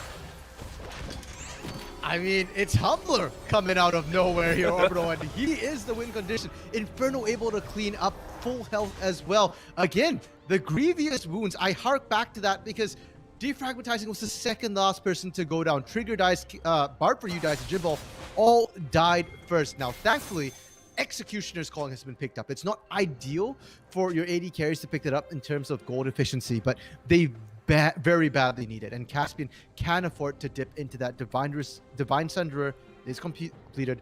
Mirror Mana is completed as well. And his damage is there when he gets the free fire. Ooh. Oh. Inferno was says, two-step welcome strange. to the 3.5 item power spike, and completely dunks on Jim Ball. Trigger. Oh no. The Emperor's been caught. Emperor's Eye goes, and a nice buffer of that Cataclysm forces a jump out. Now, Humbler? Humbler gets a cleanse, no one there to heal up, but the rest of the team is ready to go. That's gonna be a catch. Inferno ready to go to knock out, but the Keeper's Verdict zones him out, and that might be the chance MCE want. We're back to those fights. We're back to the chaos. We're back to the extreme. And Inferno says, yep, I need at least one after I ever get into a fight. In the end, it's a 1-for-1 trade. USC walking away with cuts all around. Inferno still looking for a little bit more here. Unleash power almost off cooldown. And Caspian's got to be careful. That almost killed Jimballs through Steric's Gauge shield. Caspian has no such protection whatsoever. And as much as Humbler is the main carry, Inferno's 9-2-1. Like you said, 3.5 item spike when you compare that to Humbler's only 3 items here. I think Humbler forgot for a second that Shobu wasn't with him and actually thought that, oh, I can 1v5. No. You 2v5. You do need Yumi onto you. And Execution is calling Bramblefest. They did their job that fight. Yep. Finally, though, we're going to see a fight for an actual objective. I just want to point out the last 2 fights have been over absolutely nothing. I'm just pointing that out. The last fight was in top lane off of nothing. The last fight was specifically in the jungle for no camps. We finally get one with the dragon coming up, so it might actually be for an objective, which might call a very different response. We're going to have to watch all 5 members of USC already moving down, clearing out visions, and a great stun. Jim Ball, no MR to speak of, indexing so hard into the damage that the Wukong might only have a single chance to get a Cyclone off. And now it's USC on the hunt, trying to find an engage. Demon eating quite a bit of poke there, and for a second I thought USC was just going to turn and burn. If they find the engage, they find a kill. Baron is up on the table. Meme City. Yeah, Bard for you actually goes in, but no one else was ready. No one was set, and the Keeper Brothers goes out. Bard for you, I think, actually made a mistake. Now we get Inferno. He gets a double. He almost lands, but goes down, but that's all that they need. Remember, they take out the top. They take out the support. What more can't they get? Defragmentizing Trigger and Caspian are all on the hunt. They drop the Emperor's Tower to buy a little bit of time, and it looks like it's only those 3 kills that will expire here in the mid. Meme City are still okay here. They've got 1 tank. Both carries are alive, and it's the carries who are important here. USC can't actually set up the Baron, and defragmentizing on the flank. Oh, if he gets spotted out. Demon on the flank. Yeah, this is this is so scary. And defragmentizing knows it, immediately jumps to a minion. It's like, yeah, I'm done. Demon eating a couple chunks, and the soldiers are doing their work, it looks like, and just trying to clear out that ward, the dance of the ward. Yeah, okay. Ooh. You didn't lose. Okay, didn't lose GA. That's all you care about.